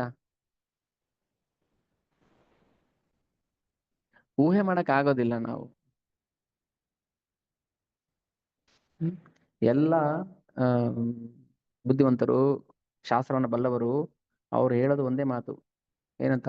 ಭೌತಿಕ ಬದ್ಧ ವಿಜ್ಞಾನಿಗಳು, ಭೌತಿಕ ಬದ್ಧ ಜೀವಿಗಳು, ಅವ್ರು ವಿಜ್ಞಾನಿಗಳಲ್ಲ, ಅವ್ರು ವಿಜ್ಞಾನಿಗಳು ಅಂತ ತಮಗ್ ತಾವೇ ಕರ್ಕೊಂಡಿರುವಂತಹ ಅಜ್ಞಾನಿಗಳು ಅಷ್ಟೇ ಅವರು. ಆಮೇಲೆ ಅಂತರಿಕ್ಷ ಯಾತ್ರಿಗಳು, ಹಾಗೆ ಪ್ರೇತ, ಪಿಶಾಚಿ, ಸೈತಾನ, ದೆವ್ವ, ಕೂಷ್ಮಾಂಡ, ಬಾರಿ ಜಲಚರ, ಮಹಾಪಶುಗಳು, ಮಹಾಪಕ್ಷಿಗಳು ಮುಂತಾದವು. ಅಂದ್ರೆ ಏನೆಲ್ಲ ಪ್ರತಿಯೊಂದು ಬಲಶಾಲಿ, ಭಾಗ್ಯಶಾಲಿ, ಮಾನಸಿಕ ಸೂಕ್ಷ್ಮ ಗ್ರಹಣ ಸಾಮರ್ಥ್ಯ, ಹ್ಮ್ ಇವೆಲ್ಲವೂ ರೂಪರಹಿತ, ರೂಪಸಹಿತ. ರೂಪರಹಿತ ಅಂದ್ರೆ ಯಾವುದು? ಆಕಾಶಕ್ಕೆ ರೂಪ ಇಲ್ಲ, ಆಕಾಶ ಇಲ್ಲ ಅಂತ ಕರೆಯಕ್ಕಾಗುತ್ತೆ, ಹೇಳಕ್ಕಾಗುತ್ತಾ? ಇದೆ. ರೂಪ ಇರುವಂತಹ, ರೂಪ ಇಲ್ಲದಿರುವಂತಹ ಪ್ರತಿಯೊಂದು ಕೂಡ ಭಗವಂತನ ದಿವ್ಯ ಶಕ್ತಿಯ ಒಂದು ಸಣ್ಣ ಅಂಶ. ಯಾರೆಲ್ಲ ಬ್ರಹ್ಮ, ಶಿವ, ವಿಷ್ಣು ಅದೆಲ್ಲ ಹೇಳಿದ್ರು, ಜ್ಞಾಪಕ ಇಟ್ಕೊಳ್ಳಿ. ಬ್ರಹ್ಮ, ಶಿವ, ವಿಷ್ಣು, ದಕ್ಷ ಪ್ರಜಾಪತಿಗಳು ಏನೇನೆಲ್ಲ ಹೇಳಿದಲ್ಲ, ಅವರೆಲ್ಲರನ್ನು ಸೇರಿಸಿ ಒಂದು ತಕ್ಕಡಿಗೆ ಹಾಕಿದ್ರೆ ಅದು ಭಗವಂತನ ದಿವ್ಯ ಶಕ್ತಿಯ ಒಂದು ಸಣ್ಣ ಭಾಗ. ಇದು ಕೃಷ್ಣ. ಎಷ್ಟು ದೊಡ್ಡವನು ಕೃಷ್ಣ ಈಗ ಹೇಳಿ, ಎಷ್ಟು ದೊಡ್ಡವನು ಊಹೆ ಮಾಡಿ ಈಗ. ಆ, ಹ ಬನ್ನಿ, ಅದರಲ್ಲಿ ಯಾವುದೋ ಒಂದು ಸೈತಾನ ಅಥವಾ ಒಂದು ದೆವ್ವ ಅಥವಾ ಒಂದು ಪಿಶಾಚಿ, ಒಂದು ಪ್ರೇತನ ನಾವು ಪೂಜೆ ಮಾಡ್ತಾ ಇದೀವಿ ಅಷ್ಟೇನೆ. ರಿಪೀಟ್ ಮಾಡ್ತೀನಿ ಶ್ಲೋಕ. ನಾನು ಅಂದ್ರೆ ಇಲ್ಲಿ ಬ್ರಹ್ಮದೇವರು ನಾರದರಿಗೆ ಹೇಳ್ತಾರೆ ಮಾತು, ನಾನು ಸ್ವಯಂ ಬ್ರಹ್ಮ, ಶಿವ, ವಿಷ್ಣು, ದಕ್ಷ ಪ್ರಜಾಪತಿಗಳು, ಮಹಾಜನಕರು ನೀವು ಅಂದ್ರೆ ನಾರದರು ಮತ್ತೆ ಸನತ್ ಕುಮಾರರು, ಇಂದ್ರ ಚಂದ್ರರಂತಹ ಸ್ವರ್ಗಲೋಕದ ದೇವತೆಗಳು, ಭೂಲೋಕದ ನಾಯಕರು, ಭೂಲೋಕ ಬೋರ್ಲೋಕ, ಗಂಧರ್ವ ಲೋಕದ ನಾಯಕರು, ವಿದ್ಯಾಧರ ಲೋಕದ ನಾಯಕರು, ಚಾರಣ, ಯಕ್ಷ, ರಕ್ಷ, ಉರಗ, ಮಹರ್ಷಿ, ಮಹಾದೈತ್ಯ, ಮಹಾನಾಸ್ತಿಕ, ಮಹಾಂತರಿಕ್ಷ ಯಾತ್ರಿಗಳು. ಹಿರಣ್ಯಕಶಿಪುಗೂ ಭಗವಂತನೇ ದೇವರು. ಹಿರಣ್ಯಕಶಿಪು ಕೂಡ ಭಗವಂತನೇ ಪೂಜೆ ಮಾಡ್ಬೇಕಿತ್ತು, ಅವ್ನು ಮಾಡ್ಲಿಲ್ಲ ಅಷ್ಟೇನೆ. ಯಾಕಂದ್ರೆ ಅವನಿಗೂ ಅವನೇ ಮೂಲ. ಮಹಾನಾಸ್ತಿಕರು, ಮಹಾಂತರಿಕ್ಷ ಯಾತ್ರಿಗಳು, ಹಾಗೆ ಪ್ರೇತ, ಪಿಶಾಚಿ, ಸೈತಾನ, ದೆವ್ವ, ಕೂಷ್ಮಾಂಡ, ಬಾರಿ ಜಲಚರ, ಮಹಾಪಶು, ಮಹಾಪಕ್ಷಿ ಎಲ್ಲವೂ ಅಷ್ಟೇ ಅಲ್ಲ, ಮಾನಸಿಕ ಸೂಕ್ಷ್ಮ ಜ್ಞಾನ ಸಾಮರ್ಥ್ಯ, ತ್ರಾಣ, ಕ್ಷಮೆ, ಸೌಂದರ್ಯ, ವಿನಯ, ಐಶ್ವರ್ಯ, ಸಂತಾನ ವೃದ್ಧಿ, ರೂಪರಹಿತ, ರೂಪ ಸಹಿತ, ಇವು ಭಗವಂತನ. ಈಗ ಎಷ್ಟು ದೊಡ್ಡವನಿರ್ಬೋದು ಕೃಷ್ಣ, ಎಷ್ಟು ದೊಡ್ಡವನಿರ್ಬೋದು. ಅದಕ್ಕೆ ಅರ್ಥ ಆಗಲ್ಲ. ತುಂಬಾ ದೊಡ್ಡವನಲ್ವಾ, ಅದಕ್ಕೆ ಅರ್ಥ ಆಗ್ತದೆ. ತುಂಬಾ ದೊಡ್ಡದು ಅರ್ಥ ಆಗಲ್ಲ, ತುಂಬಾ ಸಣ್ಣದು ಅರ್ಥ ಆಗಲ್ಲ. ಇಷ್ಟೆಲ್ಲ ಹೇಳ್ತಾ ನಾರದರು ತಬ್ಬಿಬ್ಬಾಗ್ಬಿಡ್ತಾರೆ. ಬ್ರಹ್ಮದೇವರಿಗೆ ಭಗವಂತನ ಅರ್ಥ ಮಾಡ್ಲಿಕ್ಕೆ ಆಗ್ತಾ ಇಲ್ಲ. ಗರ್ಭೋದಕಶಾಹಿ ವಿಷ್ಣುವಿಂದ ಆಚೆ ಬರ್ತಾರೆ ಬ್ರಹ್ಮದೇವರು, ಕಮಲದ ನಾಳದಿಂದ ಆಚೆ ಬರ್ತಾರೆ, ಆ ದಂಟು ಒಳಗೆ ಹೋಗ್ತಾರೆ. ಇಲ್ಲಪ್ಪ, ಇಲ್ಲಿ ಅಪ್ಪ ಅಮ್ಮ ಯಾರು ಕಾಣಿಸ್ತಾ ಇಲ್ಲ. ಒಳಗ್ ಹೋಗ್ತಾರೆ, ಅಲ್ಲಿ ಬರೀ ನೀರ್ ಕಾಣಿಸುತ್ತೆ, ಕತ್ಲೆ ಕತ್ಲೆ ಕತ್ಲೆ. ಯಾಕೆ ಇನ್ನು ಸೂರ್ಯನ ಹುಟ್ಟಿಲ್ವಲ್ಲ, ಸೂರ್ಯನೇ ಇಲ್ಲ ಇನ್ನು. ಸೂರ್ಯ ಚಂದ್ರ ಯಾರು ಇಲ್ಲ, ನಕ್ಷತ್ರ ಇಲ್ಲ, ಟಾರ್ಚ್ ಇಲ್ಲ, ಸಿಮೆಂಟ್ ಬುಡ್ಡಿ ಇಲ್ಲ, ಏನು ಇಲ್ಲ. ಇದ್ದಿದ್ರೆ ಹಾಕೊಂಡು ನೋಡ್ಬಿಡ್ತಾ ಇದ್ರು, ಸಿಮೆಂಟ್ ಬುಡ್ಡಿ ಇದ್ದಿದ್ರೆ. ಏನಿದೆ ಇಲ್ಲಿ, ಏನು ಕಾಣಿಸಲ್ವಲ್ಲ ಅಂತ. ಇದು ಬ್ರಹ್ಮದೇವರು. ಮತ್ತೆ ಮೇಲೆ ಬರುತ್ತಾರೆ, ಕಮಲದ ದಂಟಿನ ಮೇಲೆ ಬರ್ತಾರೆ, ಯಾರು ಕಾಣಿಸಿಲ್ಲ. ಸುತ್ತಮುತ್ತ ನೋಡ್ತಾರೆ, ತಪ ತಪ ಅಂತ ಕೇಳಿಸುತ್ತೆ. ಯಾರು ಮಾತಾಡ್ತಿದಾರೆ, ಯಾರು ಇಲ್ವಲ್ಲ ಅಂತ ನೋಡ್ತಾರೆ. ಭಗವಂತನ ಆಶೀರ್ವಾಣಿ ಕೇಳಿಸುತ್ತೆ. ಎಲ್ಲಿ? ತೇನೆ ಬ್ರಹ್ಮ ಹೃದಯ ಆದಿ ಕವಯ ಮುಹ್ಯಂತಿ ಯತ್ ಸೂರ್ಯ. ಯಾರು ತಪ ತಪ ಅಂತಿದ್ರೆ, ಯಾರು ಇದು? ಮುಹ್ಯಂತಿ ಯತ್ ಸೂರ್ಯ. ಮೋಹಗೊಂಡು ಬಿಡ್ತಾರೆ. ಅರೆ ಯಾರಪ್ಪ ಇದು, ಯಾರು ಇಲ್ಲ, ನೋಡಿದ್ರೆ ಸೌಂಡ್ ಕೇಳಿಸೋದಿಲ್ಲ ತಪ ಅಂತ. ಆವಾಗ ತಪಸ್ಸಾಚರಣೆ ಮಾಡ್ತಾರೆ. ಅಂದ್ರೆ ಬ್ರಹ್ಮದೇವರು ಹುಟ್ಟಿದ ತಕ್ಷಣ ಮಾಡಿದ ಮೊದಲ ಕೆಲಸ ಏನು? ತಪಸ್ಸು ಆಚರಣೆ ಮಾಡಿದ್ದು. ನಾವು ಹುಟ್ಟಿದ ತಕ್ಷಣ ಮಾಡಿಸೋದೇನು? ಏನು ಯಾವ್ದಪ್ಪ ಅದು? ಭಾಗ್ಯ ಲಕ್ಷ್ಮಿ ಯೋಜನೆ. ಮಕ್ಳು, ಹೆಣ್ಮಕ್ಳು ಹುಟ್ಟಿದ್ರೆ ಭಾಗ್ಯಲಕ್ಷ್ಮಿ ಯೋಜನೆ, ಅವ್ರಿಗೊಂದು ಇನ್ಶೂರೆನ್ಸು, ಅವ್ರಿಗೊಂದು ಹೆಲ್ತ್ ಕಾರ್ಡ್ ಮಾಡಿಸ್ಬಿಡ್ತೀವಿ ನಾವು, ಅವ್ರಿಗೊಂದು ಪ್ಯಾನ್ ಕಾರ್ಡು. ಹುಟ್ಟಿದ ತಕ್ಷಣ ಮಾಡೋ ಕೆಲಸ ಅದೇ ನಾವು ನಮ್ಮ ಮಕ್ಕಳಿಗೆ. ಅದೇ ಬ್ರಹ್ಮದೇವರು ಹುಟ್ಟಿದ ತಕ್ಷಣ ಏನ್ ಮಾಡ್ತಾರೆ? ಸತತವಾಗಿ 50 ವರ್ಷ ನಮ್ಮ ಅಲ್ಲ, ಅವರ 50 ವರ್ಷ ತಪಸ್ ಮಾಡ್ತಾರೆ. ಯಾಕೆ? ಹೇಳಿದ್ರು ಮಾಡ್ತಾ ಇದ್ದಾರೆ. ಯಾರು ಹೇಳಿದ್ದು? ಭಗವಂತ ಹೇಳಿದ್ದು. ಎಲ್ಲಿ ಕಾಣಿಸಿದ್ರೆ ನಿನಗೆ ಭಗವಂತ? ಭಗವಂತ ಕಾಣಿಸಿಲ್ಲ ಅಂದ್ರೆ ಭಗವಂತ ಒಳಗಡೆ ಹೃದಯದಲ್ಲಿ ಬಂತಲ್ಲ ಮಾತು. ತೇನೇ ಬ್ರಹ್ಮ ಹೃದಯ ಆದಿ ಕವಯ ಮುಹ್ಯಂತಿ ಯತ್ ಸೂರಯ ತೇಜೋ ವಾರಿ ಮೃದಾಂ ಯಥಾ ವಿನಿಮಯೋ ಯತ್ರ ತ್ರಿಸರ್ಗೋ ಮೃಷ ಧಾಮ್ನಾ ಸ್ವೇನ ಸದಾ ನಿರಸ್ತ ಕುಹಕಂ ಸತ್ಯಂ ಪರಂ ಧೀಮಹಿ. ಭಗವಂತನ ವಾಣಿ ಕೇಳಿಸ್ತು ಬ್ರಹ್ಮದೇವರಿಗೆ. ತಪಸ್ ಮಾಡಲಿಕ್ಕೆ ಶುರು ಮಾಡಿದ್ರು. 50 ವರ್ಷ ನೀರು ಕೂಡ ತಪಸ್ ಮಾಡಿದ್ರು. ಆಮೇಲೆ ಭಗವಂತ ಶಕ್ತಿ ಕೊಟ್ಟಿದ್ದು ಸೃಷ್ಟಿ ಮಾಡೋದಕ್ಕೆ. ಸುಮ್ಮನೆ ಹಂಗೆ ಕೊಡ್ಲಿಲ್ಲ ಭಗವಂತ. ತಪಸ್ ಮಾಡ್ಬೇಕು ನಾವು.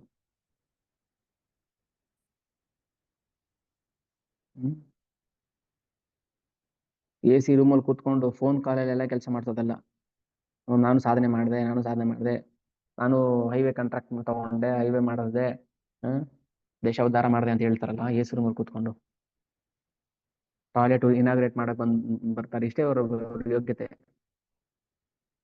ತಪಸ್ ಮಾಡ್ತಿದಾರ ಅವರು? ಇಲ್ಲ. ಮತ್ತೆ ಯಾಕೆ ಗೊತ್ತಿಲ್ಲ ಅವ್ರಿಗೆ, ಭಾಗವತ ಗೊತ್ತಿಲ್ಲ, ಸುಮ್ಮನೆ ಬಂದಿದ್ದಾವೆ, ಬಂದಿದ್ದಾವೆ, ಒಂದಿನ ಇರ್ತವೆ, ಹಾರಾಡ್ತವೆ, ಒಂದಿನ ಚಿಟ್ಟೆ ಹುಳ ತರ ಹೋಗ್ಬಿಡ್ತವೆ. ಮತ್ತೆ ನೆಕ್ಸ್ಟ್ ಜನ್ಮ ಫಿಕ್ಸ್ ಗ್ಯಾರಂಟಿ. ಅದಕ್ಕೋಸ್ಕರ ಭಗವಂತ ಅವತಾರ ತಾಳಿ ಲೀಲೆ ಮಾಡ್ತಾನೆ. ನಮಗೋಸ್ಕರ ಮಾಡೋದು. ಕೇಳಿ, ಶ್ರವಣ ಮಾಡಿ, ಭಾಗವತ ಕೇಳಿ, ಕಳ್ಕೊಳ್ಳೋದೇನಿಲ್ಲ. ನಾವು ಏನು ಅಂತ ಅರ್ಥ ಆಗ್ತೀವಿ, ನಮ್ಗೆ ನಾವು ಅರ್ಥ ಆಗ್ತೀವಿ. ಓ ಇಷ್ಟೆಲ್ಲ ಮಾಡ್ಬೇಕಿತ್ತ ನಾವು? ಅಯ್ಯಯ್ಯೋ ಮರ್ತೋಯ್ತಲ್ಲ. ಯಾವಾಗ? ಇವಾಗಲ್ಲ, ಇವಾಗ ಅನ್ಸಲ್ಲ. ಡೆತ್ ಬೆಡ್ ಅಲ್ಲಿ ಮಲಗಿದ ಏನು ಎಲ್ಲ ಇಂದ್ರಿಯಗಳು ಬ್ಲಾಕ್ ಆಗ್ಬಿಡುತ್ತೆ, ಏನು ಮಾಡಕ್ ಆಗಲ್ಲ. ಒಂದೊಂದೇ ಪ್ರಾಣವಾಯು ಆಚೆ ಹೋಗ್ತಾ ಇರುತ್ತೆ. 5 ಪ್ರಾಣ, 5 ಉಪಪ್ರಾಣ, ಪ್ರಾಣ ಪಾನ ವ್ಯಾನ ಉದಾನ ಸಮಾನ, ಕೃಕಲ ದೇವದತ್ತ ಧನಂಜಯ, ಇವೆಲ್ಲ ಪ್ರಾಣದ ಹೆಸರು. ಒಂದೊಂದೇ ಪ್ರಾಣ ಹೋಗ್ತಾ ಇದೆ. ಆಮೇಲೆ ಹೇಳ್ತಾರೆ, ಓ ದೊಡ್ಡ ಉಸಿರು ನಿಂತೋಯ್ತು. ದೊಡ್ಡ ಉಸಿರು ನಿಂತೋಯ್ತು ಅಂದ್ರೆ ಅವ್ರನ್ನ ರೆಡಿ ಮಾಡ್ಕೊಳ್ಳಿ ಅಂತ ಅರ್ಥ. ಉಸಿರು ಆಡ್ತಾ ಇರುತ್ತೆ ಅಂದ್ರೆ ಕಣ್ಣು ಮಿಟ್ಸಲ್ಲ, ಬಾಯಿಗೆ ನೀರು ಹಾಕಿದ್ರೆ ಆಚೆ ಬಂದ್ಬಿಡುತ್ತೆ, ಕಾಲ್ ಕೈಗಳು ಅಲ್ಲಾಡಲ್ಲ, ಅಂದ್ರೆ ಎಲ್ಲ ಪ್ರಾಣ ಹೋಗ್ಬಿಟ್ಟಿದೆ, ಒಂದೊಂದೇ ಒಂದೊಂದೇ ಆಚೆ ಹೋಗ್ಬಿಡುತ್ತೆ. ಅವಾಗ ಕೊನೆ ಉಸಿರು ಹೋಗೋವಾಗ ಅವನಿಗೆ ಗೊತ್ತಾಗುತ್ತೆ. ಮಾಡಿ ಇವಾಗ ಭಗವದ್ಗೀತೆ ಓದಿ ಈಗ.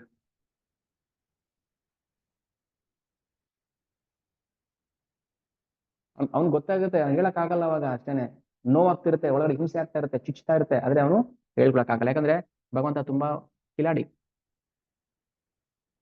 ಇಷ್ಟೆಲ್ಲ ಸಮಯ ಕೊಟ್ಟು, ಇಷ್ಟೆಲ್ಲ ಅವಕಾಶ ಕೊಟ್ಟು, ಹ ಪ್ರಾಣಗಳು ದೇಹದಲ್ಲಿ ಚೆನ್ನಾಗಿರುವಾಗ ಮಾಡದೇ ಇರೋ ಕೆಲ್ಸನ ಎಲ್ಲಾ ಪ್ರಾಣಗಳು ಹೋದ್ಮೇಲೆ ಇನ್ನೊಂದು ದೊಡ್ಡ ಉಸಿರು, ಅಲ್ಲ ನಮ್ಮ ಆಡು ಭಾಷೆ ಹೇಳೋದು ದೊಡ್ಡ ಉಸಿರು ಅಂತ. ತಾತ್ವಿಕವಾಗಿ ಹೇಳ್ಬೇಕಾದ್ರೆ ಪಂಚ ಪ್ರಾಣಗಳು, ಪಂಚ ಉಪಪ್ರಾಣಗಳು, ಪ್ರಾಣ ಪಾನ ವ್ಯಾನ ಉದಾನ ಸಮಾನ. ಆಮೇಲೆ ದೇವದತ್ತ, ಕೃಕಲ, ಧನಂಜಯ, ಆಮ್, ಆಮೇಲೆ ಓಕೆ ಇನ್ನೆರಡು. ಸೊ 10 ಪ್ರಾಣಗಳು ಒಂದೊಂದೇ ಒಂದೊಂದೇ ದೇಹದಿಂದ ಹೊರಗೆ ಹೋಗ್ತಾ ಇರುತ್ತೆ. ಎಲ್ಲೋಗುತ್ತೆ? ಶೈಲಿ ಪ್ರಾಣ ಹೋಯ್ತು, ಪ್ರಾಣ ಹೋಯ್ತಾ ಸ್ವಾಮಿ, ಎಲ್ಲೋಯ್ತು ಪ್ರಾಣ? ಎಲ್ಲೋಯ್ತೋ ಗೊತ್ತಿಲ್ಲ. ಮತ್ತೆ ಯಾಕೆ ಅಳ್ತೀರಾ? ಅಲ್ಲ ಇಷ್ಟೊತ್ತು ಇಷ್ಟು ದಿನ ಆ ದೇಹದಲ್ಲಿ ಇತ್ತಲ್ಲ, ಇತ್ತು ಅಂತ ಮಾತ್ರ ಕೇಳಬೇಕಾ? ಅಲ್ಲ ಬರೀ ಇತ್ತು ಅಂತ ಮಾತ್ರ ಹೇಳ್ತೀರಾ ನೀವು? ಅದ್ ಪ್ರಾಣ ಇದ್ದಾಗ ಏನ್ ಮಾಡಿತ್ತು? ದೇಹದಲ್ಲಿ ಇದ್ದಾಗ ಮಾಡಬಾರ್ದು, ಮಾಡ್ಬೇಕಾದ್ದೇನೆಲ್ಲ ಮಾಡಿತ್ತು. ಇವಾಗ ಅತ್ತು ಏನ್ ಪ್ರಯೋಜನ ಆಯ್ತು? ಏನು ಪ್ರಯೋಜನ ಇಲ್ಲ. ಶರೀರ ಮೇಧವಾಪ್ನುಷಯ ಹೋಯ್ತು ಗಂಧವನ್ನ ಯಾವ್ದೋ ಇನ್ನೊಂದು ತೋಟಕ್ಕೋ ಅಥವಾ ಮೋರಿ ಮೇಲೋ ಹರ್ಕೊಂಡು ಹೋಗ್ತಾ ಇರುತ್ತೆ ಗಾಳಿ. ಹಾಗೆ ದೇಹದಲ್ಲಿ ಪ್ರಾಣ ಶಾಶ್ವತವಾಗಿ ಇರೋದಿಲ್ಲ.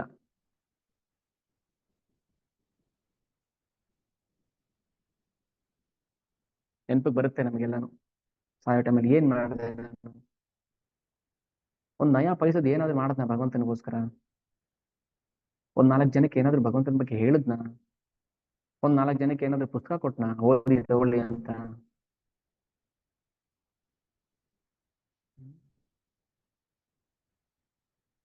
ಪ್ರತಿ ವರ್ಷ ಒಬ್ರು ಹೇಳ್ತಾರು, ಪ್ರತಿ ವರ್ಷ ನಮ್ಮ ಫ್ಯಾಮಿಲಿ ಗೌರ್ಮೆಂಟ್ ಸ್ಕೂಲ್ಗೆ ಹೋಗಿ ನಾವು ಮಕ್ಕಳಿಗೆ ಯೂನಿಫಾರ್ಮ್ ಕೊಡ್ತೀವಿ, ಪುಸ್ತಕ ಕೊಟ್ಟು ಬರ್ತೀವಿ, ಸ್ಲೇಟು ಬಳಪ ಕೊಟ್ಟು ಬರ್ತೀವಿ, ಚಳಿಗಾಲದಲ್ಲಿ ಟೋಪಿ ಹಾಕಿ ಬರ್ತೀವಿ, ಚಳಿಗಾಲ ಈಗ ಉಲ್ಲನ್ ಟೋಪಿ ಕೊಟ್ಟು ಬರ್ತೀವಿ ಅಂತ ಇಲ್ಲ ಬೋರ್ಡ್ ಹಾಕ್ಸ್ಕೊಳ್ತಾರೆ. ಏನಾದ್ರು ಅರ್ಥ ಇದೆಯಾ ಅದರಲ್ಲಿ? ಏನಾದ್ರು ಅರ್ಥ ಇದೆಯಾ? ನಾವು ಅನ್ನ ಕೊಟ್ಟರು ಕೂಡ ಅದ್ರಲ್ಲಿ ಸ್ವಾರ್ಥ ಇರುತ್ತೆಪ್ಪ, ಸ್ವಾರ್ಥ ಇಲ್ಲದೆ ಏನು ಮಾಡೋದಿಲ್ಲ ನಾವು. ಅದಕ್ಕೆ ಭಗವಂತ ಅನ್ಯಾಭಿಲಾಷಿತ ಶೂನ್ಯಂ, ಏನು ಆಸೆ ಇಟ್ಕೊಳ್ಳದೆ ಭಗವಂತನಿಗೆ ಅಂತ ಮಾಡಿ, ಭಗವಂತ ಲೆಕ್ಕ ಇಟ್ಕೊಂಡಿರ್ತಾನೆ, ಅಕೌಂಟಲ್ಲಿ ಇಟ್ಕೊಂಡಿರ್ತಾನೆ, ಅದನ್ನ ವಾಪಸ್ ಕೊಡ್ತಾನೆ. ಅದಕ್ಕೋಸ್ಕರ ಬ್ರಹ್ಮದೇವರು ಮುಂದಿನ ಅಧ್ಯಾಯದಲ್ಲಿ 7ನೇ ಅಧ್ಯಾಯ 2.7 ಅಂದ್ರೆ ಸ್ಕಂದ 2 ಅಧ್ಯಾಯ 7, ಅನುಕ್ರಮಿತ ಅವತಾರಗಳ ವಿಶಿಷ್ಟ ಕಾರ್ಯಗಳು. ಯಾಕೆ ಭಗವಂತ ಅವತಾರ ತಾಳ್ತಾನೆ? ಭಗವಂತ ಅವತಾರ ತಾಳೋದಕ್ಕೆ ಕಾರಣ ಏನು? ಯಾಕೆ ಈ ಭೌತಿಕ ಜಗತ್ತಿಗೆ ಬರ್ತಾನೆ? ಅವನಿಗೆ ಏನಾದ್ರು ಕೆಲಸ ಇದೆಯಾ ಇಲ್ಲಿ? ಏನಾದ್ರು ಮಾಡ್ಬೇಕಾ ಅವನು?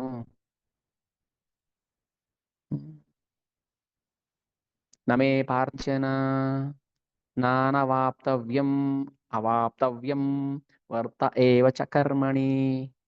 ಓ ಅರ್ಜುನ, ನಮ್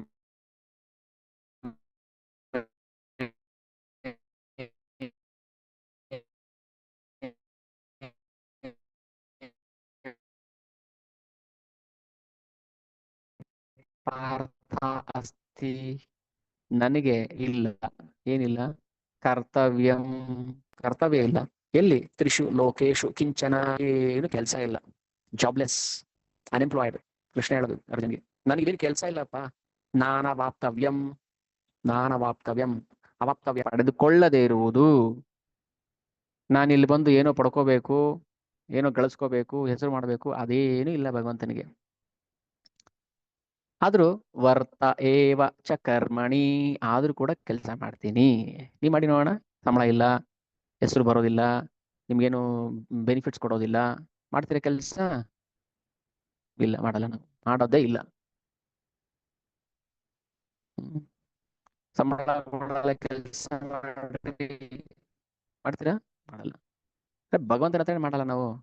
ಏನು ವರ ಕೊಡೋದಿಲ್ಲ ನಾನು, ಬಂದು ದಿನ ಪೂಜೆ ಮಾಡ್ಕೊಂಡು ಹೋಗು, ದಿನ ಹುಂಡಿಗೆ ದುಡ್ಡು ಹಾಕ್ಬಿಟ್ಟು ಹೋಗು, ಮಾಡ್ತೀರಾ? ಮಾಡಲ್ಲ ನಾವು. ಯಾಕೆ ಮಾಡ್ಬೇಕು? ತಲೆ ಕೂದಲೇ ಕೊಡಲ್ಲ ನಾವು, ಭಗವಂತ ವರ ಕೊಡ್ಲಿಲ್ಲ ಅಂದ್ರೆ. ಇನ್ನೇನ್ ಕೊಡ್ತೀವಿ ನಾವು? ಭಗವಂತ ತಗೋ ತಲೆ ಕೂದಲೆಲ್ಲ ನೀನು ಕೊಡ್ತೀನಿ, ನನಗೆ ಮನೆ ಕಟ್ಟಬೇಕು. ಅರೆ ಮೂರ್ಖ, ನೀನ್ ತಲೆ ಕೊಟ್ರೆ ನಾನು ಮನೆ ಕೊಡಲ್ಲ, ನಿನ್ ತಲೆ ಕೂದಲು ಕೊಟ್ರೆ ಕೊಡ್ತೀನ ನಾನು? ಘೋರವಾಗಿ ಖಂಡಿಸೋದು ಇದೆಲ್ಲ ನಾವು, ಉಗ್ರವಾದಿಗಳು. ಯಾರಾದ್ರು ತಲೆ ಕೊಟ್ಕೊಂಡ್ ಬಂದ್ವಿ, ತಲೆ ಅಲ್ಲ ಸಾರಿ, ಕೂದಲು ಕೊಟ್ಕೊಂಡ್ ಬಂದ್ವಿ ಅಂದ್ರೆ, ಯಾಕೆ ಕೊಟ್ರಿ ನೀವು? ಕೊಡೋದು ಕೊಟ್ಟಿದ್ರೆ ತಲೆನೇ ಕೊಟ್ಟು ಬಂದ್ರೆ ಚೆನ್ನಾಗಿರ್ತಾ ಇತ್ತಲ್ವಾ? ಹ್ಮ್ ಕೂದಲು ಕೊಡೋದು ಮಾಡಬಾರ್ದು, ಅದು ಅಪರಾಧ, ಘೋರ ಅಪರಾಧ, ಭಗವಂತನಿಗೆ ಮಾಡ್ತಾ ಇರೋಂಥ ನೀಚ ಕೆಲಸ ಅದು.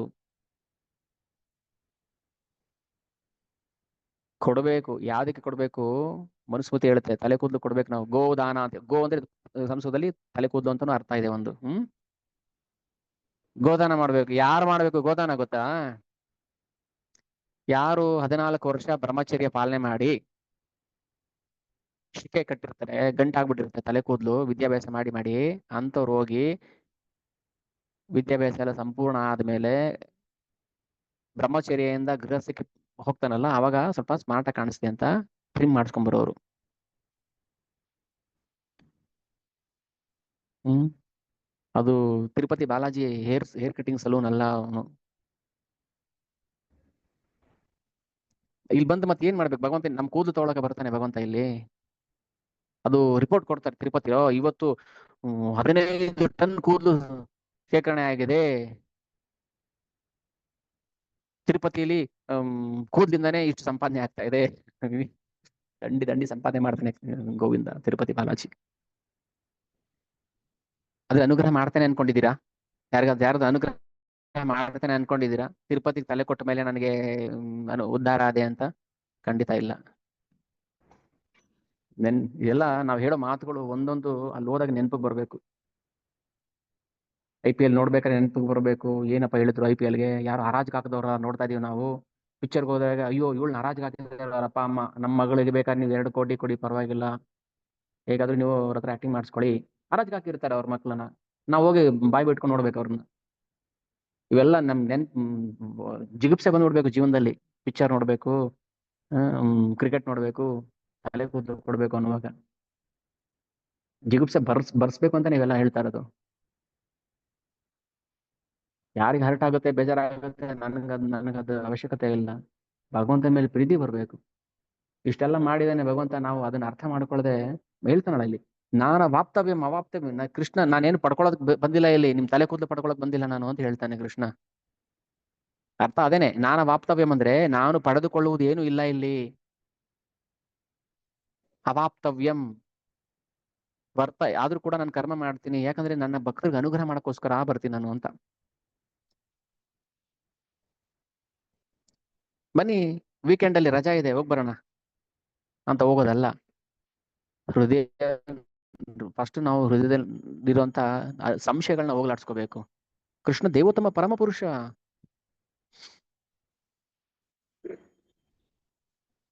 ಹೇಳ್ತಾರೆ ಭಗವಂತ ಯಾಕೆ ಫಸ್ಟ್ ವರಾಹ ರೂಪದ ಬಗ್ಗೆ ಹೇಳ್ತಾರೆ. ಯಾಕೆ ವರಾಹ ರೂಪ ಮಾಡ್ದ? ವರಾಹ ರೂಪ 2 ಸಲ ಬರುತ್ತೆ ಅಂತ ಹೇಳ್ತಾರೆ, ಅದು ನನಗೂ ಸರಿಯಾಗಿ ಕ್ಲಾರಿಟಿ ಇಲ್ಲ.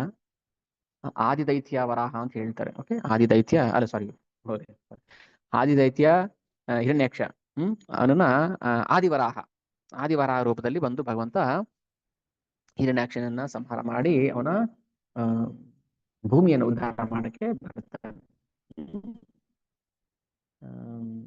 ಸೂಕರ ರೂಪದಲ್ಲಿ.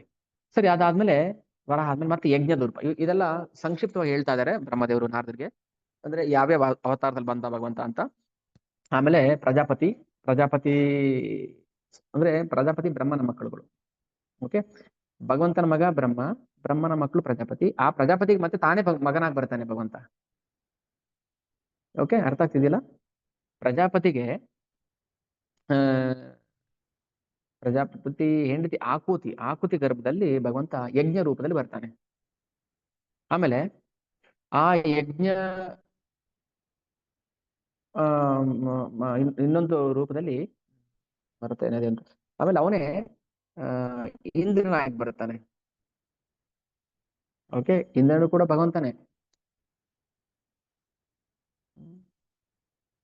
ದೇವತಾನಂ ವಾಸವ ಅಂದ್ರೆ ಇಂದ್ರ, ವಾಸವಿ ಅಂದ್ರೆ ಇಂದ್ರಾಣಿ ಶಚಿಮಾತೆ, ವಾಸವಿ. ಸೊ ತಾನೇ ಭಗವಂತನೇ ವಾಸವನಾಗಿ ಬರ್ತಾನೆ. ಆಯ್ತು, ಇನ್ನು ಎಲ್ಲ ಅವನೇ ತಾನೆ. ಆಮೇಲೆ ಆ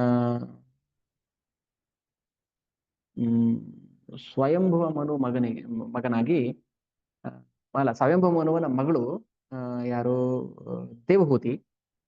ದೇವಹೂತಿ ಮತ್ತೆ ಕರ್ದಮ ಮುನಿ ಮಗನಾಗಿ ಭಗವಂತ ಕಪಿಲನಾಗಿ ಬರ್ತಾನೆ, ಕಪಿಲ ಅವತಾರ. ಇದು ಅವತಾರಗಳ ಬಗ್ಗೆ ಸುಮ್ಮನೆ ನಾನು ಹೇಳ್ಕೊಂಡು ಹೋಗ್ಬಿಡ್ತೀನಿ, ಇದು ಜಾಸ್ತಿ ಎಕ್ಸ್ಪ್ಲೇನ್ ಮಾಡೋದು ಬೇಡ, ಓದ್ಕೊಳ್ಳಿ ಇದನ್ನ. ಓಕೆ, ಭಗವಂತನಿಗೆ ಅಂಶ, ಕಾಲಾವತಾರ, ಯುಗಾವತಾರ, ಗುಣಾವತಾರ, ಮನ್ವಂತರ ಅವತಾರ ಅಂತೆಲ್ಲ ಹೇಳ್ತಾರೆ. ಅದಾದ್ಮೇಲೆ ಅತ್ರಿ ಮತ್ತೆ ಇನ್ಯಾರು, ಅನಸೂಯ, ದತ್ತಾತ್ರೇಯನಾಗಿ ಬರ್ತಾನೆ ಭಗವಂತ. ದತ್ತಾತ್ರೇಯನೇ ಭಗವಂತನೋ ಅಥವಾ ಭಗವಂತ ದತ್ತಾತ್ರೇಯನಾಗಿ ಬರ್ತಾನೋ ಅದು ನಾವು ಯೋಚನೆ ಮಾಡ್ಬೇಕು. ಕೈ ದೇಹದ ಒಂದು ಅಂಗನೋ ಅಥವಾ ಕೈಯೇ ದೇಹನೋ? ಕೈ ದೇಹದ ಒಂದು ಅಂಗ, ಹಾಗೆ ಅಂಶ ಅಂತೀವಿ. ಕೈ ದೇಹದ ಒಂದು ಅಂಶ. ಹಾಗೆ ಭಗವಂತ ಮೂಲ, ಅವನಿಂದ ಹೊರಹೊಮ್ಮಿದ ಎಲ್ಲವೂ ಕೂಡ ಅಂಶ, ಅದನ್ನೇ ಸ್ವಾಂಶ ಅಂತ ಹೇಳ್ತಾರೆ, ವಿಭಿನ್ನ ಅಂಶ ಹೇಳ್ತಾರೆ. ಆಮೇಲೆ ಅತ್ರಿ ಅನಸೂಯ ಆಯ್ತಾ, ದತ್ತಾತ್ರೇಯನಾಗಿ ಬರ್ತಾನೆ. ಅದಾದ್ಮೇಲೆ ಬ್ರಹ್ಮದೇವರ ಮಾನಸ ಪುತ್ರರಾಗಿ ಬರ್ತಾನೆ, ಸನತ್ ಕುಮಾರ, ಸನಂದನ, ಸನಾತನ. ಹಿಂದಿನ ಸೃಷ್ಟಿಯಲ್ಲಿ ಆಧ್ಯಾತ್ಮಿಕ ಸತ್ಯ ನಾಶ ಆಗ್ಬಿಟ್ಟಿರುತ್ತೆ. ಆ ಸತ್ಯನ ಮತ್ತೆ ಪ್ರಕಟಗೊಳಿಸೋಕೋಸ್ಕರ ಈ 4 ಜನ ಋಷಿಗಳು ಪ್ರಕಟ ಆಗ್ತಾರೆ. ಅಂದ್ರೆ ಭಗವಂತನೇ ಸನತ್ ಕುಮಾರರಾಗಿ ಬಂದಿದ್ದು, ಭಗವಂತನೇ ನಾರದರಾಗಿ ಬಂದ, ಭಗವಂತನೇ ಸನತ್ ಕುಮಾರರಾಗಿ ಬಂದ, ಭಗವಂತನೇ ಇಂದ್ರನಾಗಿ ಬಂದ, ಭಗವಂತನೇ ಬರೋದು. ಆದ್ರೆ ನಾವು ಭಗವಂತನನ್ನ ಮೂಲ ಅಂತ ಪೂಜೆ ಮಾಡ್ಬೇಕು. ಇದು ನಾವು ಮಾಡ್ಬೇಕಾಗಿರೋ ಕೆಲಸ. ಯಾವುದು ಶಾಸ್ತ್ರದಲ್ಲಿ ಹೇಳಿರ್ತಾರೆ ವಿಭೂತಿ ಅಂತ ಹೇಳಿರ್ತಾರೆ, ಅದನ್ನು ನಾವು ಪೂಜೆ ಮಾಡಬೇಕು. ಆಮೇಲೆ ನರನಾರಾಯಣರಾಗಿ ಬಂದ ಟ್ವಿನ್ಸ್ ನರನಾರಾಯಣರು. ಅವರು ನರನಾರಾಯಣ ಋಷಿ ಮಾಡ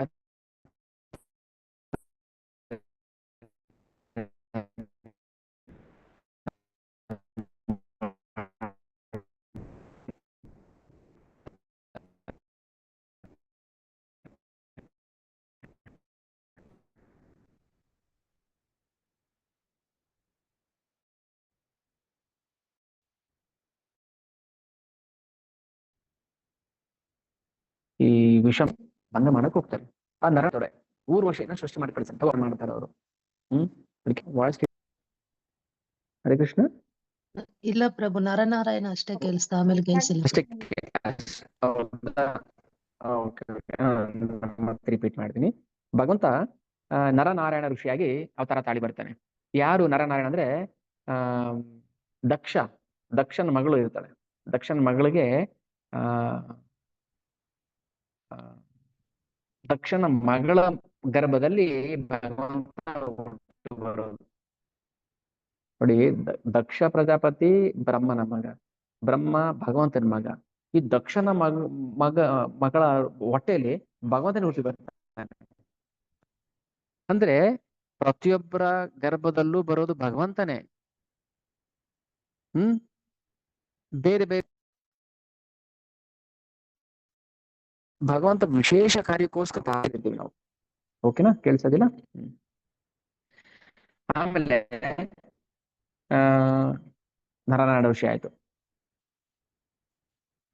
ಹ್ಮ್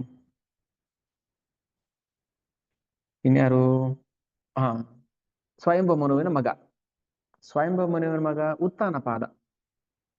ಉತ್ತಾನಪಾದನ ಮಗ ಧ್ರುವ ಮಹಾರಾಜ. ಧ್ರುವ ಮಹಾರಾಜ ಇಲ್ಲಿ ಅವತಾರ ಅಂತ ಅಲ್ಲ, ಏನಕ್ಕೆ ಹೇಳ್ತಾರೆ ಅಂದ್ರೆ ಆ, ಅಂದ್ರೆ ಭಗವಂತ ಆ, ಧ್ರುವ ಮಹಾರಾಜನ್ಗೆ ಹೇಗೆ ಅನುಗ್ರಹ ಮಾಡದ ಅಂದ್ರೆ ಅವನ ಕಾರ್ಯಕಲಾಪಗಳ ಬಗ್ಗೆ ಹೇಳ್ತಾರೆ. ಇದನ್ನ ನಾವು ಭಾಗವತ 4ನೇ ಸ್ಕಂದದಲ್ಲಿ ಓದ್ಬೋದು, ಧ್ರುವ ಮಹಾರಾಜನ ಕಥೆಗಳನ್ನ 4ನೇ ಸ್ಕಂದದಲ್ಲಿ. ಆಮೇಲೆ ಹಾ, ಇನ್ನೊಂದು ಅವತಾರ ಪೃಥು ಅವತಾರ. ಈ ಪೃಥು ಯಾರು ಅಂದ್ರೆ ವೇನನ ಮಗ. ವೇನ ರಾಕ್ಷಸ, ದುಷ್ಟ. ಪೃಥು ಭಗವಂತ. ವೇನನ ತಂದೆ ಅಂಗ. ಅಂಗ ಒಳ್ಳೆಯವನು. ವೇನನ ತಂದೆ ಅಂಗ, ಅಂಗ ಮಹಾರಾಜ, ಅವನು ಒಳ್ಳೆಯವನು, ಸಾತ್ವಿಕ. ಅಂಗನ ಮಗ ವೇನ ದುಷ್ಟ. ದುಷ್ಟನ ಮಗ ಭಗವಂತ ಪೃಥು. ಪೃಥು ಯಾಕೆ ಆ ದುಷ್ಟನ ಗರ್ಭದಲ್ಲಿ ಬಂದ?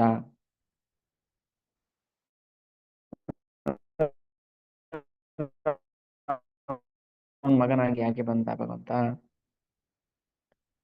ಯಾಕೆ ಬಂದ? ಅದರಲ್ಲೂ ಒಂದು ಅರ್ಥ ಇದೆ. ಎಂಥ ಕೆಟ್ಟ ತಂದೆ ಆಗಿದ್ರು ಕೂಡ ಮಗ ಮಾಡುವಂತ ಒಂದು ಸತ್ಕಾರ್ಯ, ಭಗವಂತನ ಭಕ್ತಿ ಸೇವೆ ಅಂತ ದುಷ್ಟನನ್ನು ಕೂಡ ಪಾರು ಮಾಡುತ್ತೆ, ನರಕದಿಂದ ಪಾರು ಮಾಡಬಹುದು ಅಂತ ತೋರ್ಸಕ್ಕೋಸ್ಕರ. ಈ ರಾಜ ಮತ್ತೆ ಸುದೇವಿ ಮಗನಾಗಿ ಯಾರು ಬರ್ತಾರೆ?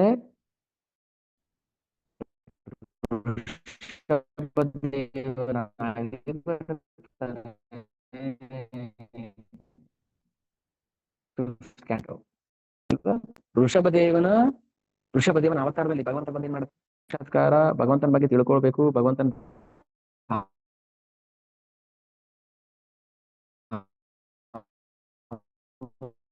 ಹೋಗ್ಬೇಕು ಅನ್ನೋನು ಹೇಗೆ ಸಾಧನೆ ಮಾಡಬೇಕು? ಹೋದ್ರೆ ಹೋಗಿಸ್ಕೋಬೇಕು, ಹೊಡೆದ್ರೆ ಓಡಿಸ್ಕೋಬೇಕು, ಬೈದ್ರೆ ಮೂತ್ರ ವಿಸರ್ಜನೆ ಮಾಡಿದ್ರೆ ಅವ್ರ ಮೇಲೆ ಮಾಡ್ಕೊತಾ ಇದ್ದ, ಅಲ್ಲಿ ಬಿದ್ದು ಒದ್ದಾಡ್ತಾ ಇದ್ದ, ಸಿಕ್ಕರೆ ತಿಂತಾ ಇದ್ದ. ಇಲ್ಲೊಬ್ಬ ಟ್ರೈನಿ ಹುಡುಗ ಬರ್ತಾನೆ. ಸರ್ ನಾನು ನಿಮಗೆ ಕ್ಲಾಸ್ ಕೇಳಿದೆ, ಋಷಭದೇವನಾಗಿ ಬಂದ ಹೌದು, ಆದ್ರೆ ಅವ್ನು ಯಾಕೆ ಆತರ ಮಾಡ್ಬೇಕಿತ್ತು? ಅಂದ್ರೆ ಭಗವಂತ ಅಂದ್ರೆ ಅವನೇನು ಯಾವಾಗ್ಲೂ ರತ್ನ ಸಿಂಹಾಸನದಲ್ಲಿ ಕೂತ್ಕೋಬೇಕು ಅಥವಾ ಅವನು ಹೀಗೆ ಇರ್ಬೇಕು ಹಾಗೆ ಇರ್ಬೇಕು? ಇಲ್ಲ. ಅದಕ್ಕೆ ಹೇಳ್ತಾ ಇರೋದು ನಾನವಾಪ್ತವ್ಯಂ ಅವಾಪ್ತವ್ಯಂ ವರ್ತಯೇವ ಚ ಕರ್ಮಣಿ. ನನ್ನ ದಿವ್ಯ ಲೀಲೆಗಳ ಬಗ್ಗೆ ನೀನು ತಿಳ್ಕೋಬೇಕು. ಯಾಕಂದ್ರೆ ಭಗವಂತ ಅವನಿಗೇನು ಕಾರ್ಯ ಇಲ್ಲ. ಅವನು ಋಷಭನಾಗಿ ಬರ್ಬೇಕು, ಹುಚ್ಚನಾಗಿ ಬಿಹೇವ್ ಮಾಡ್ಬೇಕು, ಅದೇನಿಲ್ಲ. ಅದರಿಂದ ನಮಗೆ ಪಾಠ ಕಲ್ಸೋಕ್ಕೋಸ್ಕರ ಅಷ್ಟೇ. ಈಗ ಅವ್ನಿಗೆ ಏನ್ ಸಿಕ್ತು? ಭಗವಂತನಿಗೆ ಏನ್ ಸಿಕ್ತು? ನನ್ಗೆ ಆನಂದ ಬಂತು, ಖುಷಿ ಆಯ್ತು ಅಂತನ. ಅವನು ಯಾವಾಗಲೂ ಆನಂದ. ಅವನು ಸಚ್ಚಿತ್ ಆನಂದ ಸ್ವರೂಪ. ಅವನು ಯಾವಾಗಲೂ ಆನಂದವಾಗಿರ್ತಾನೆ. ಮತ್ತೆ ಈ ತರ ಲೀಲೆ ಯಾಕೆ ಮಾಡ್ಬೇಕು ಅವನು? ಅದನ್ನ ಕೃಷ್ಣ ಗೀತೆಯಲ್ಲಿ ಸೂತ್ರಗಳು ಹೇಳ್ಬಿಟ್ಟಿದ್ದಾನೆ. ಯಾರ್ಯಾರು ಶ್ರೇಷ್ಠರಾದವ್ರು ಏನೇನ್ ಮಾಡ್ತಾರೋ ಅದನ್ನ ಉಳಿದವರು ಲೋಕ ಫಾಲೋ ಮಾಡುತ್ತೆ. ಯದ್ಯದ್ ಆಚರಿತಿ ಶ್ರೇಷ್ಠ ತತ್ತದ್ದೇವೇತರೋ ಜನಾಃ ಸಯತ್ ಪ್ರಮಾಣಂ ಕುರುತೆ ಲೋಕಸ್ತದನುವರ್ತತೆ. ನಾನು ಮಾಡಿದ್ರೆ ನನ್ನ ಭಕ್ತರು ಮಾಡ್ತಾರೆ, ನನ್ನ ಭಕ್ತರು ಮಾಡಿದ್ನ ಸಾಧುಗಳು ಫಾಲೋ ಮಾಡ್ತಾರೆ, ಆ ಸಾಧುಗಳು ಮಾಡಿದ್ನ ನಮ್ಮಂತ ಬದ್ಧ ಜೀವಿಗಳು ಅನುಸರಿಸ್ತಾರೆ. ಅದಕ್ಕೋಸ್ಕರ ಮಾಡೋದು ಭಗವಂತ. ಅದನ್ನೇ ಶ್ಲೋಕ ಹೇಳಿದ್ರು, ನಮಯ ಪಾರ್ಥಾಸ್ತಿ ಕರ್ತವ್ಯಂ ತ್ರಿಶ್ಲೋಕೇಶು ಕಿಂಚನ ಅವಾಪ್ತವ್ಯಂ ವರ್ತಯೇವ ಚ ಕರ್ಮಣಿ.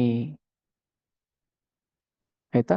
ನಾವು ಭಗವಂತನ ಈ ಲೀಲೆಗಳನ್ನ ಅರ್ಥ ಮಾಡ್ಕೊಂಡ್ಬಿಟ್ರೆ ಸಾಕು, ನಮ್ಗೆ ಪುನರ್ಜನ್ಮ ಇಲ್ಲ. ನೋಡಿ, ನಮ್ಗೆ ಯಾರಿಗೂ ಪುನರ್ಜನ್ಮ ಇಲ್ಲ. ಅಷ್ಟೇ ನಿಂತ್ಕೋಬಾರ್ದು. 35 ಸಿಕ್ತು, 35 ಮಾರ್ಕ್ಸ್ ಸಿಕ್ತು ಸಾಕು ಅಂತ ಯಾರ್ದು ಆಸೆ ಪಡ್ತೀರಾ? ಸಾಕಾ 35? ಇಲ್ಲ, 95 ತಗೋಬೇಕು ಅಂತ ಆಸೆ. ಯಾಕೆ? 90 ತಗೊಂಡ್ರು ಪಾಸು, 30 ತಗೊಂಡ್ರು ಪಾಸು, ಸಾಕು 35. ಯಾಕೆ ಕಷ್ಟಪಡ್ತೀರಿ ಸುಮ್ಮನೆ? ಕಣ್ಣಿಗೆ ಬಿಟ್ಕೊಂಡು ರಾತ್ರಿ ಯಾಕೆ ಓದಬೇಕು? 35 ಮಾರ್ಕ್ಸ್ ಸಿಕ್ಬಿಡುತ್ತೆ ಸಾಕು. ನಾವು ಪುನರ್ಜನ್ಮ ಇಲ್ಲ ಅದಕ್ಕೋಸ್ಕರ ಒದ್ದಾಡ್ತಾ ಇಲ್ಲ. ನಾವು ಬೇಕಿಲ್ಲ ಅದು. ಪುನರ್ಜನ್ಮ ಕೊಡು ಭಗವಂತ, ಬೇಕಾದ್ರೆ ಪರವಾಗಿಲ್ಲ, ನರಕಕ್ಕೆ ಹಾಕು, ತೊಂದರೆ ಇಲ್ಲ. ನನಗೆ ಬೇಕಾಗಿರೋದೇನು? ನಿನ್ನ ಭಕ್ತಿ ಸೇವೆ, ನಿನ್ನ ಪ್ರೀತಿ. ಪುನರ್ಜನ್ಮ ಬೇಡ ಅಂತ ಒದ್ದಾಡೋದು. ಪುನರ್ಜನ್ಮ ಮತ್ತೆ ಹುಟ್ಟಿ ಬಾ ಗೆಳೆಯ ಬೇಡ ನಮಗೆ, ಮತ್ತೆ ಹುಟ್ಟಿ ಬಾ ಬೇಕಾಗಿಲ್ಲ ನಮಗೆ. ಆದ್ರೂ ನೀನ್ ಹಾಕಿದ್ರೆ ಹಾಕ್ಸ್ಕೊಳ್ತೀನಿ, ಪರವಾಗಿಲ್ಲ, ನೀನಿಲ್ಲ. ನಮ್ಗೆ ಬೇಕಾಗಿರೋದು ಸೇವೆ. ಸೇವೆ ಮಾಡೋ ಅವಕಾಶ ಸಿಕ್ಬಿಟ್ರೆ ನಮಗೆ ಅದಕ್ಕಿಂತ ದೊಡ್ಡದು ಇನ್ನೇನು ಇಲ್ಲ. ಅದಕ್ಕೆ ಭಗವಂತ ಗೀತೆಯಲ್ಲಿ ಎಲ್ಲ ಹೇಳಿದಾನೆ. ಯಾರು ನನ್ನ ಕರ್ಮದ ರಹಸ್ಯವನ್ನ, ಜನ್ಮದ ರಹಸ್ಯವನ್ನ, ಅದು ದಿವ್ಯ ಕರ್ಮ, ಅದು ಸಾಮಾನ್ಯ ನಮ್ಮ ತರ ಲೌಕಿಕ ಕರ್ಮ ಅಲ್ಲ ಅವನು ಮಾಡೋದು, ಅದು ತಿಳ್ಕೊಂಡ್ರೆ ಸಾಕು. ಅದಕ್ಕೆ ಈ ಅವತಾರಗಳ ವರ್ಣನೆ ಮಾಡ್ತಾ ಇದ್ರೆ ಶುಕ ಮುನಿಗಳು ಪರೀಕ್ಷಿತ್ ಮಹಾರಾಜನಿಗೆ. ಹೀಗೆ ನಾವು ಅಶಾಸ್ತ್ರೀಯವಾಗಿರುವಂತದನ್ನ ಭಗವಂತ ಯಾವ್ದನ್ನ ರೆಕಮೆಂಡ್ ಮಾಡೋದಿಲ್ಲ, ಅದನ್ನ ಮಾಡಬಾರ್ದು. ಈಗ ಗೀತೆಯಲ್ಲಿ ಧ್ಯಾನ ಯೋಗದ ಬಗ್ಗೆ ಹೇಳ್ತಾನೆ ಕೃಷ್ಣ. 6th chapter. ನಿನ್ನ ಮನಸ್ಸನ್ನ ಏನು ನಿನ್ನ ದೇಹವನ್ನ ಸ್ಟ್ರೈಟ್ ಆಗಿ ಇರಿಸ್ಬೇಕು, ಕೆಲವು ಪುರುಷಾಗ್ರ ಹಾಕೋಬೇಕು, ಅರ್ಧ ಕಣ್ಣು ಮುಚ್ಚಿರ್ಬೇಕು, ನಿನ್ನ ಮನಸ್ಸನ್ನ ಮೂಗಿನ ತುದಿಲಿ ನಿಲ್ಲಿಸ್ಬೇಕು, ಎಲ್ಲ ಹೇಳ್ತಾನೆ ಅರ್ಜುನಿಗೆ. ಹಂಗಂತ ಆಮೇಲೆ ಕೊನೆ ಹೇಳ್ತಾನೆ ಮತ್ತೆ ಹೇಳ್ದಲ್ಲ, ಹೇಳ್ದೆ, ಅದು ಯಾರು ಮಾಡ್ಕೋತಾರೆ. ಯಾರಿಗೆ ನನ್ನ ಪ್ರೀತಿ ಬೇಕೋ ಅವ್ರಿಗೆ ಕೊನೆ ಮಾತಿದೆಯಲ್ಲ, ಸರ್ವಧರ್ಮಾನ್ ಪರಿತ್ಯಜ್ಯ, ಎಲ್ಲ ಬಿಟ್ಬಿಟ್ಟು ನನ್ನ ಶರಣಾಗತಿ ಆಗು ಅಂತ. ಎಲ್ಲಾ ಬಿಡು ಅಂತ ಹೇಳೋನು ಯಾಕೆ ಹೇಳ್ಬೇಕಿತ್ತು ಅಂತ ಪ್ರಶ್ನೆ ಬರುತ್ತೆ, ಹೌದಲ್ಲ? ಕೊನೆಯಲ್ಲಿ ಎಲ್ಲಾ ಬಿಡು ಅಂತ ಹೇಳೋನು ಇದನ್ನ ಕೇಳಬೇಕಾಗಿತ್ತು. ಎಲ್ರು ಭಕ್ತಿ ಮಾಡ್ತಾರಾ? ಕೆಲವರು ಕಾಮಿಗಳು ಇರ್ತಾರಲ್ವಾ, ಹರೀಕ್ಷ ಹಾ. ಸೊ ಅವ್ರಿಗೆ ಈ ಯೋಗ ಪದ್ಧತಿ ಹೇಳಲೇಬೇಕಾ ನಾವು? Thanks sir, ಹರೀಕ್ಷ. ಸೊ ಅವರಿಗೋಸ್ಕರ ನಾನು ಆ ಜಡ ಯೋಗ ಪದ್ಧತಿಯನ್ನ ಹೇಳಿದೆ. ಜಡ ಅಂತ, ಅದಕ್ಕೆ ಜಡ ಯೋಗ ಪದ್ಧತಿ ಅಂದ್ರೆ ಏನು ಅಂದ್ರೆ,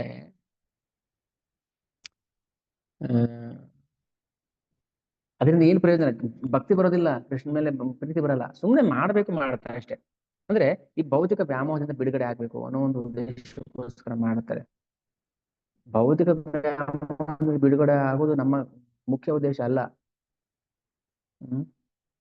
ನಮ್ಮ ಉದ್ದೇಶ ಕೃಷ್ಣ ಪ್ರೇಮ ಸಿಗಬೇಕು. ನಾವು ಕೃಷ್ಣ 35 ಮಾರ್ಕ್ಸ್ ತಗೊಳ್ಳೋದು ನಮ್ಮ ಉದ್ದೇಶ ಅಲ್ಲ, ಪಾಸ್ ಆಗೋದು ನಮ್ಮ ಉದ್ದೇಶ ಅಲ್ಲ. ಪಾಸ್ ಆಗ್ತೀವಿ, 100ಕ್ಕೆ 100 ತಗೊಳ್ಳೋ ಪ್ರಯತ್ನ ಮಾಡಬೇಕು ಅಷ್ಟೇ. ಜಡ ಯೋಗದಲ್ಲಿ ನಾವು ಭಗವಂತನ ಪ್ರೇಮವನ್ನ ಸಂಪಾದನೆ ಮಾಡಕ್ಕೆ ಆಗೋದಿಲ್ಲ. ಆಮೇಲೆ ಬ್ರಹ್ಮ ಯಜ್ಞ ಮಾಡ್ತಾರೆ ನೆಕ್ಸ್ಟ್ ಅವತಾರದಲ್ಲಿ. ಅವಾಗ ಭಗವಂತ ಹಯಗ್ರೀವ ರೂಪದಲ್ಲಿ ಬರ್ತಾನೆ. ಹಯಗ್ರೀವ ರೂಪ, ವೇದಮೂರ್ತಿ ಹಯಗ್ರೀವ. ಎಲ್ಲೋ ಒಂದು ದೇವಸ್ಥಾನ, ಹಯಗ್ರೀವ ದೇವಸ್ಥಾನ ಅಂತ. ಓಕೆ. ಸೊ ಹಯಗ್ರೀವ ಕೂಡ ಭಗವಂತನ ಒಂದು ಅವತಾರ. ಆಮೇಲೆ ಯುಗ ಅಂತ್ಯದಲ್ಲಿ, ಯಾವ ಯುಗ? ಸತ್ಯ, ಇವಾಗ 50 ಮನ್ವಂತರ ಅಲ್ವಾ? ಈ ಮನ್ವಂತರದ ಹಿಂದಿನ ಮನ್ವಂತರದಲ್ಲಿ, ಯುಗದ ಕೊನೆಯಲ್ಲಿ ಒಬ್ಬ ಮನು ಇರ್ತಾನೆ, ವೈವಸ್ವತ ಮನು. ಅವನ ಹೆಸರು ಸತ್ಯವ್ರತ. ಅವನು ಉದ್ಧಾರ ಮಾಡುವಗೋಸ್ಕರ ಭಗವಂತ ಮತ್ಸಾವತಾರಿಯಾಗಿ ಬರ್ತಾನೆ. ಇಲ್ಲಿಂದ ನಮ್ಮ ಅವತಾರಗಳು ಶುರು ಆಗುತ್ತೆ. ಮತ್ಸ, ಕೂರ್ಮ, ವರಾಹ, ನರಸಿಂಹ, ವಾಮನ, ಪರಶುರಾಮ, ರಾಮ, ಕೃಷ್ಣ, ಬುದ್ಧ, ಕಲ್ಕಿ. ಈ 10 ಅವತಾರಗಳು ವೈವಸ್ವತ ಮನ್ವಂತರದಲ್ಲಿ ಆದ ಅವತಾರಗಳು.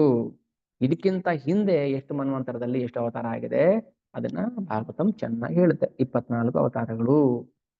ಅದರಲ್ಲಿ ಈ ಸತ್ಯವ್ರತ ಅನ್ನೋ ಒಬ್ಬ ರಾಜನಿಗೆ, ಅಂದ್ರೆ ಮನು, ವೈವಸ್ವತ ಮನುಗೆ ಭಗವಂತ ಮೀನಿನ ರೂಪದಲ್ಲಿ ಮತ್ಸ್ಯಾವತಾರಿಯಾಗಿ ದರ್ಶನ ಕೊಡ್ತಾನೆ. ಆಯ್ತಾ? ಸೊ ಈ ಮತ್ಸ್ಯಾವತಾರಿ ಏನು ಭಗವಂತ, ಇದು ವೈವಸ್ವತ ಮನ್ವಂತರದಲ್ಲಿ ಮೊದಲ ಅವತಾರ. ಎಷ್ಟೋ ಜನಕ್ಕೆ ಅದೊಂದು ಸಂಶಯ ಇರುತ್ತೆ, ಯಾವ ಅವತಾರ ಮೊದಲು ಯಾವ್ದು ಕೊನೆ, ಏನು ಹೇಳ್ತಾರೆ ಅಂತ.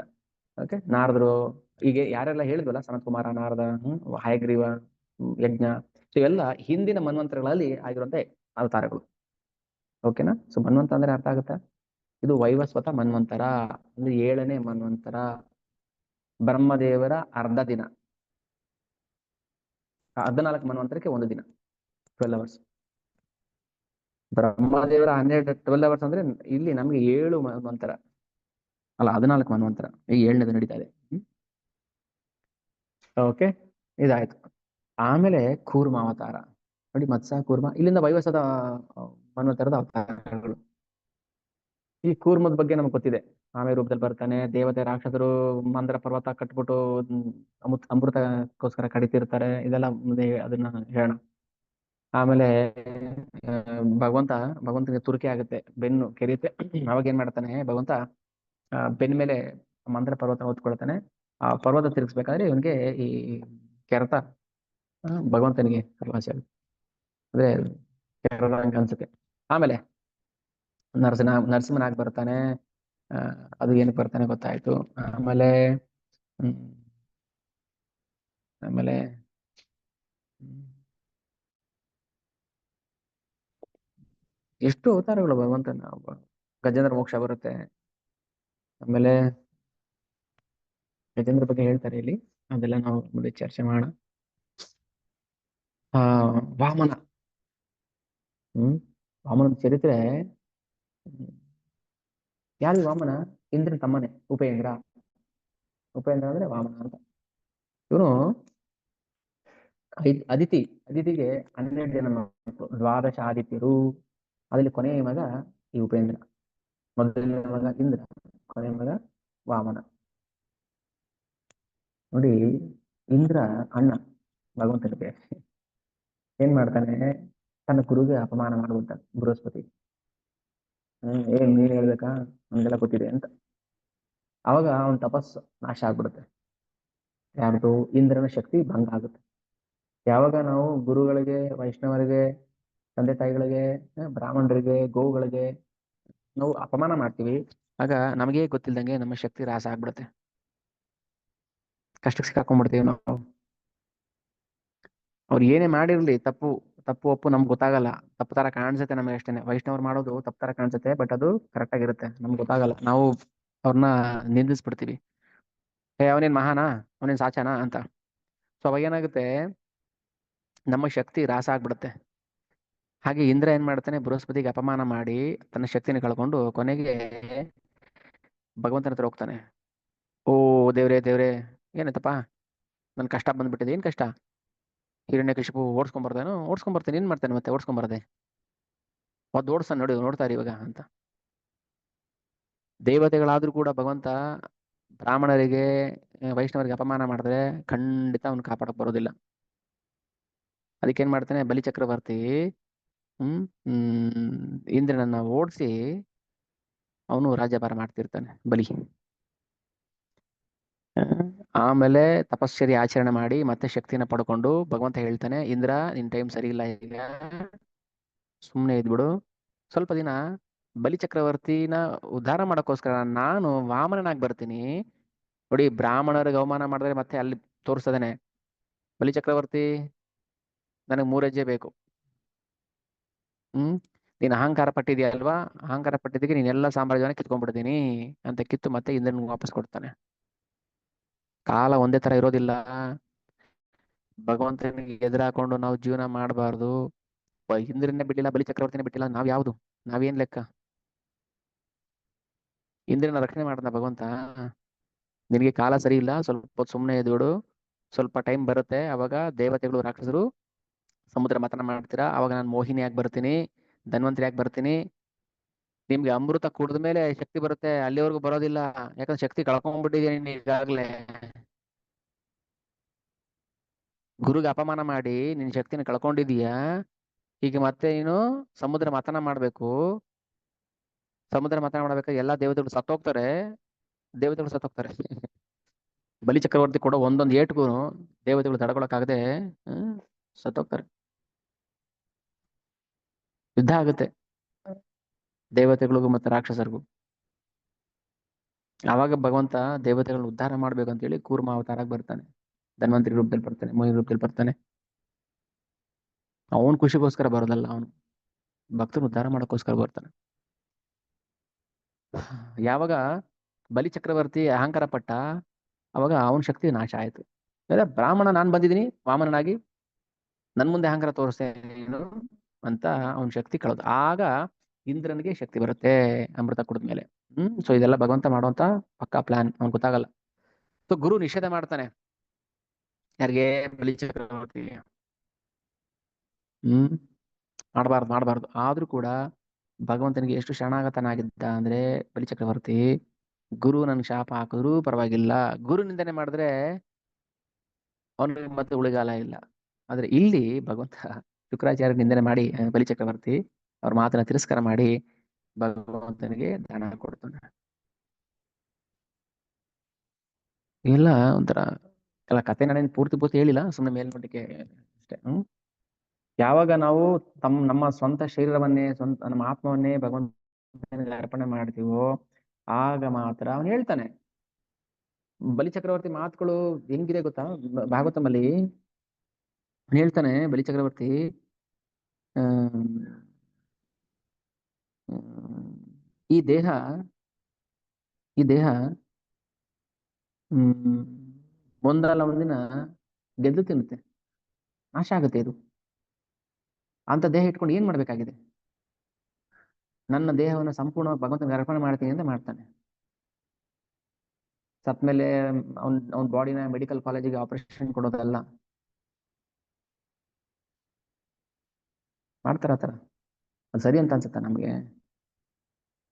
ಉದ್ದೇಶ ಏನಿದೆ, ಅವನ ಉದ್ದೇಶ ಸರಿ ಇರ್ಬೋದು, ಬಟ್ ಅದನ್ನ ಕೆಟ್ಟದಾಗಿ ಬಳಸ್ಕೊಳ್ತಾರಲ್ಲ. ಅದಕ್ಕೆ ಭಗವದ್ಗೀತೆ ಓದ್ಬೇಕು ಚೆನ್ನಾಗಿ. ನಿರ್ಮಾಣ ಮೋಹ ಜಿತ ಸಂಗ ದೋಷ ಅಧ್ಯಾತ್ಮ ನಿತ್ಯ ವಿನಿವೃತ್ತ ಕಾಮ ದ್ವಂದ್ವೈ ವಿಮುಕ್ತ ಸುಖ ದುಃಖ ಸಂಜ್ಞೈ ಗಚ್ಚಂತಿ ಅಮೂಢ ಪದಮವ್ಯಯಂ ತತ್. ನಿರ್ಮಾಣ ಮೋಹ, ದೇಹದ ಮೇಲೆ ಮೋಹ ನಮಗಿನ್ನು. ಭಗವಂತನೇ ಬಂದು ಕೇಳ್ತಾ ಇದ್ದಾನೆ, ಇಲ್ಲ ಕೊಡಲ್ಲ ಅಂತಾನೆ.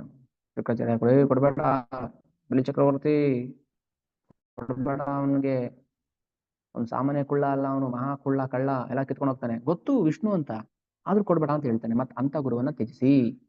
ಯಾರು ನಮ್ಮನ್ನ ಕೃಷ್ಣ ಪ್ರಜ್ಞೆಯಿಂದ ಹಿಂದಕ್ಕೆ ಕರ್ಕೊಂಡು ಹೋಗ್ತಾರೆ ಅಥವಾ ವಿಮುಖರಾಗಿ ಮಾಡ್ತಾರೆ ಅವ್ರನ್ನ ತ್ಯಜಿಸ್ಬೋದು. ಯಾರು ಕೃಷ್ಣ ಪ್ರಜ್ಞೆಗೆ ಪ್ರತಿಕೂಲವಾಗಿರ್ತಾರೆ, ಸಾರಿ ಅನುಕೂಲವಾಗಿರ್ತಾರೆ, ಪ್ರತಿಕೂಲ ಆಗೋನ್ನ ಬಿಟ್ಬಿಡ್ಬೇಕು, ಅನುಕೂಲವಾಗಿರ್ತಾರೆ ಅವ್ರನ್ನ ಗುರು ಅಂತ ಸ್ವೀಕಾರ ಮಾಡಿ. ಒಬ್ಬ ದತ್ತ ಅವಧೂತ ವೇಷಿಯನ್ನ ಗುರು ಅಂತ ಸ್ವೀಕಾರ ಮಾಡ್ತಾನೆ. ಬಿಲ್ವಮಂಗಲ ಠಾಕೂರ್ ಒಬ್ಬ ಚಿಂತಾಮಣಿಯನ್ನ ವೇಷಿಯನ್ನ ಗುರು ಆಗಿ ಸ್ವೀಕಾರ ಮಾಡ್ತಾರೆ. ಗುರು ಅಂತ ಸ್ವೀಕಾರ ಮಾಡಕ್ಕೆ ಅವರು ವೇಷಿಯನ, ಕಳ್ಳನ, ಸುಳ್ಳನ ಯಾರು ಅಲ್ಲ. ಅವನಿಂದ ನಾವು ಭಗವಂತನ ಹತ್ರಕ್ಕೆ ಹೋಗ್ತಾ ಇದೀವಿ, ನಾವು ಸ್ವೀಕಾರ ಮಾಡ್ಬೇಕಷ್ಟೇ. ಅವನ್ ಪೂರ್ವಾಗ್ರಹ ಕಟ್ಕೊಂಡು ನಮ್ಗೇನಾಗ್ಬೇಕು, ಅವ್ನು ಕಳ್ಳ ಆಗಿದ್ದ ಸುಳ್ಳ ಆಗಿದ್ದ ನಮ್ಗೆ ಅದೆಲ್ಲ ಬೇಕಿಲ್ಲ. ಅವನಿಂದ ನಾವು ಗುರು ಹತ್ರಕ್ಕೆ ಹೋಗ್ತಾ ಇದೀವಿ ಅಷ್ಟೇ, ಅಲ್ಲ ಕೃಷ್ಣ ಹತ್ರಕ್ಕೆ ಹೋಗ್ತಾ ಇದೀವಿ, ಅದಷ್ಟೇ ನಮ್ಗೆ ಮುಖ್ಯ. ನಮ್ಮ ಸ್ವಾರ್ಥಕ್ಕೆ, ನಮ್ಮ ವೈಯಕ್ತಿಕ ಆಸೆಗಳನ್ನು ಈಡೇರಿಸ್ಕೊಳ್ಳೋಕ್ಕೋಸ್ಕರ ನಾವು ಗುರುವನ್ನು ಸ್ವೀಕಾರ ಮಾಡೋದಲ್ಲ. ನಮ್ಮ ವೈಯಕ್ತಿಕ ಆಸೆ ಈಡೇರಿಸ್ಕೋಬೇಕಾದ್ರೆ ಗುರು ಯಾಕಬೇಕು?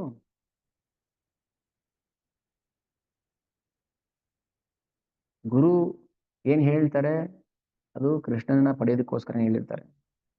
ಕಷ್ಟನೋ ಸುಖ ಅನ್ನೋದನ್ನ ನಾವು ಸಾಲ್ವ್ ಮಾಡ್ಲೇಬೇಕು. ಬಟ್ ಶುಕ್ರಾಚಾರ್ಯ ಏನ್ ಮಾಡಿದ್ರು, ಕೊಡ್ಬೇಡ ಕೊಡ್ಬೇಡ ದಾನ ಕೊಡ್ಬೇಡ ಅಂತ. ಹಾಗೆ ಮಾಡ್ಬಾರ್ದು. ಆಮೇಲೆ ಹ್ಮ್ ಮನು ಅವತಾರ ಆಯ್ತು. ಅವತಾರ ಆದ್ಮೇಲೆ ನೆಕ್ಸ್ಟ್ ಏನಾಗುತ್ತೆ, ಧನ್ವಂತರಿ ಅವತಾರ ಆಗುತ್ತೆ, ಮೋಹಿನಿ ಅವತಾರ ಆಗುತ್ತೆ, ಪರಶುರಾಮನ ಅವತಾರ ಆಗುತ್ತೆ.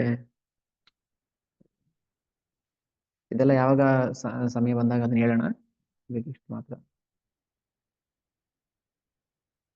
ಓಕೆ. ಆಮೇಲೆ ರಾಮ, ಭರತ, ಲಕ್ಷ್ಮಣ, ಶತ್ರುಘ್ನ ಇವರು ಭಗವಂತನ ಸ್ವಾಂಶ ವಿಸ್ತೃತರು. ಭಗವಂತನೇ ಅಂದ್ರೆ ಸ್ವಾಂಶ ವಿಸ್ತರಣೆ,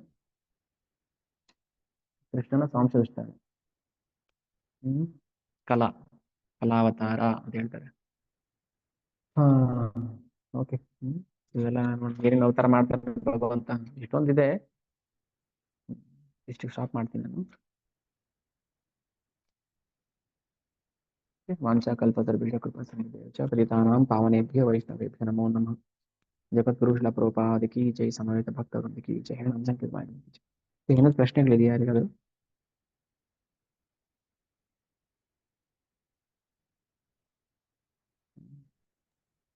ಭಗವಂತ ಯಾಕೆ ಲೀಲೆ ಮಾಡುತ್ತಾನೆ? ಹರೇ ಕೃಷ್ಣ. ಅದು ಸರಿ ಸ್ವಾಮಿ. ಹರೇ ಕೃಷ್ಣ. ಪ್ರಭು, ಅದೇ ಈಗ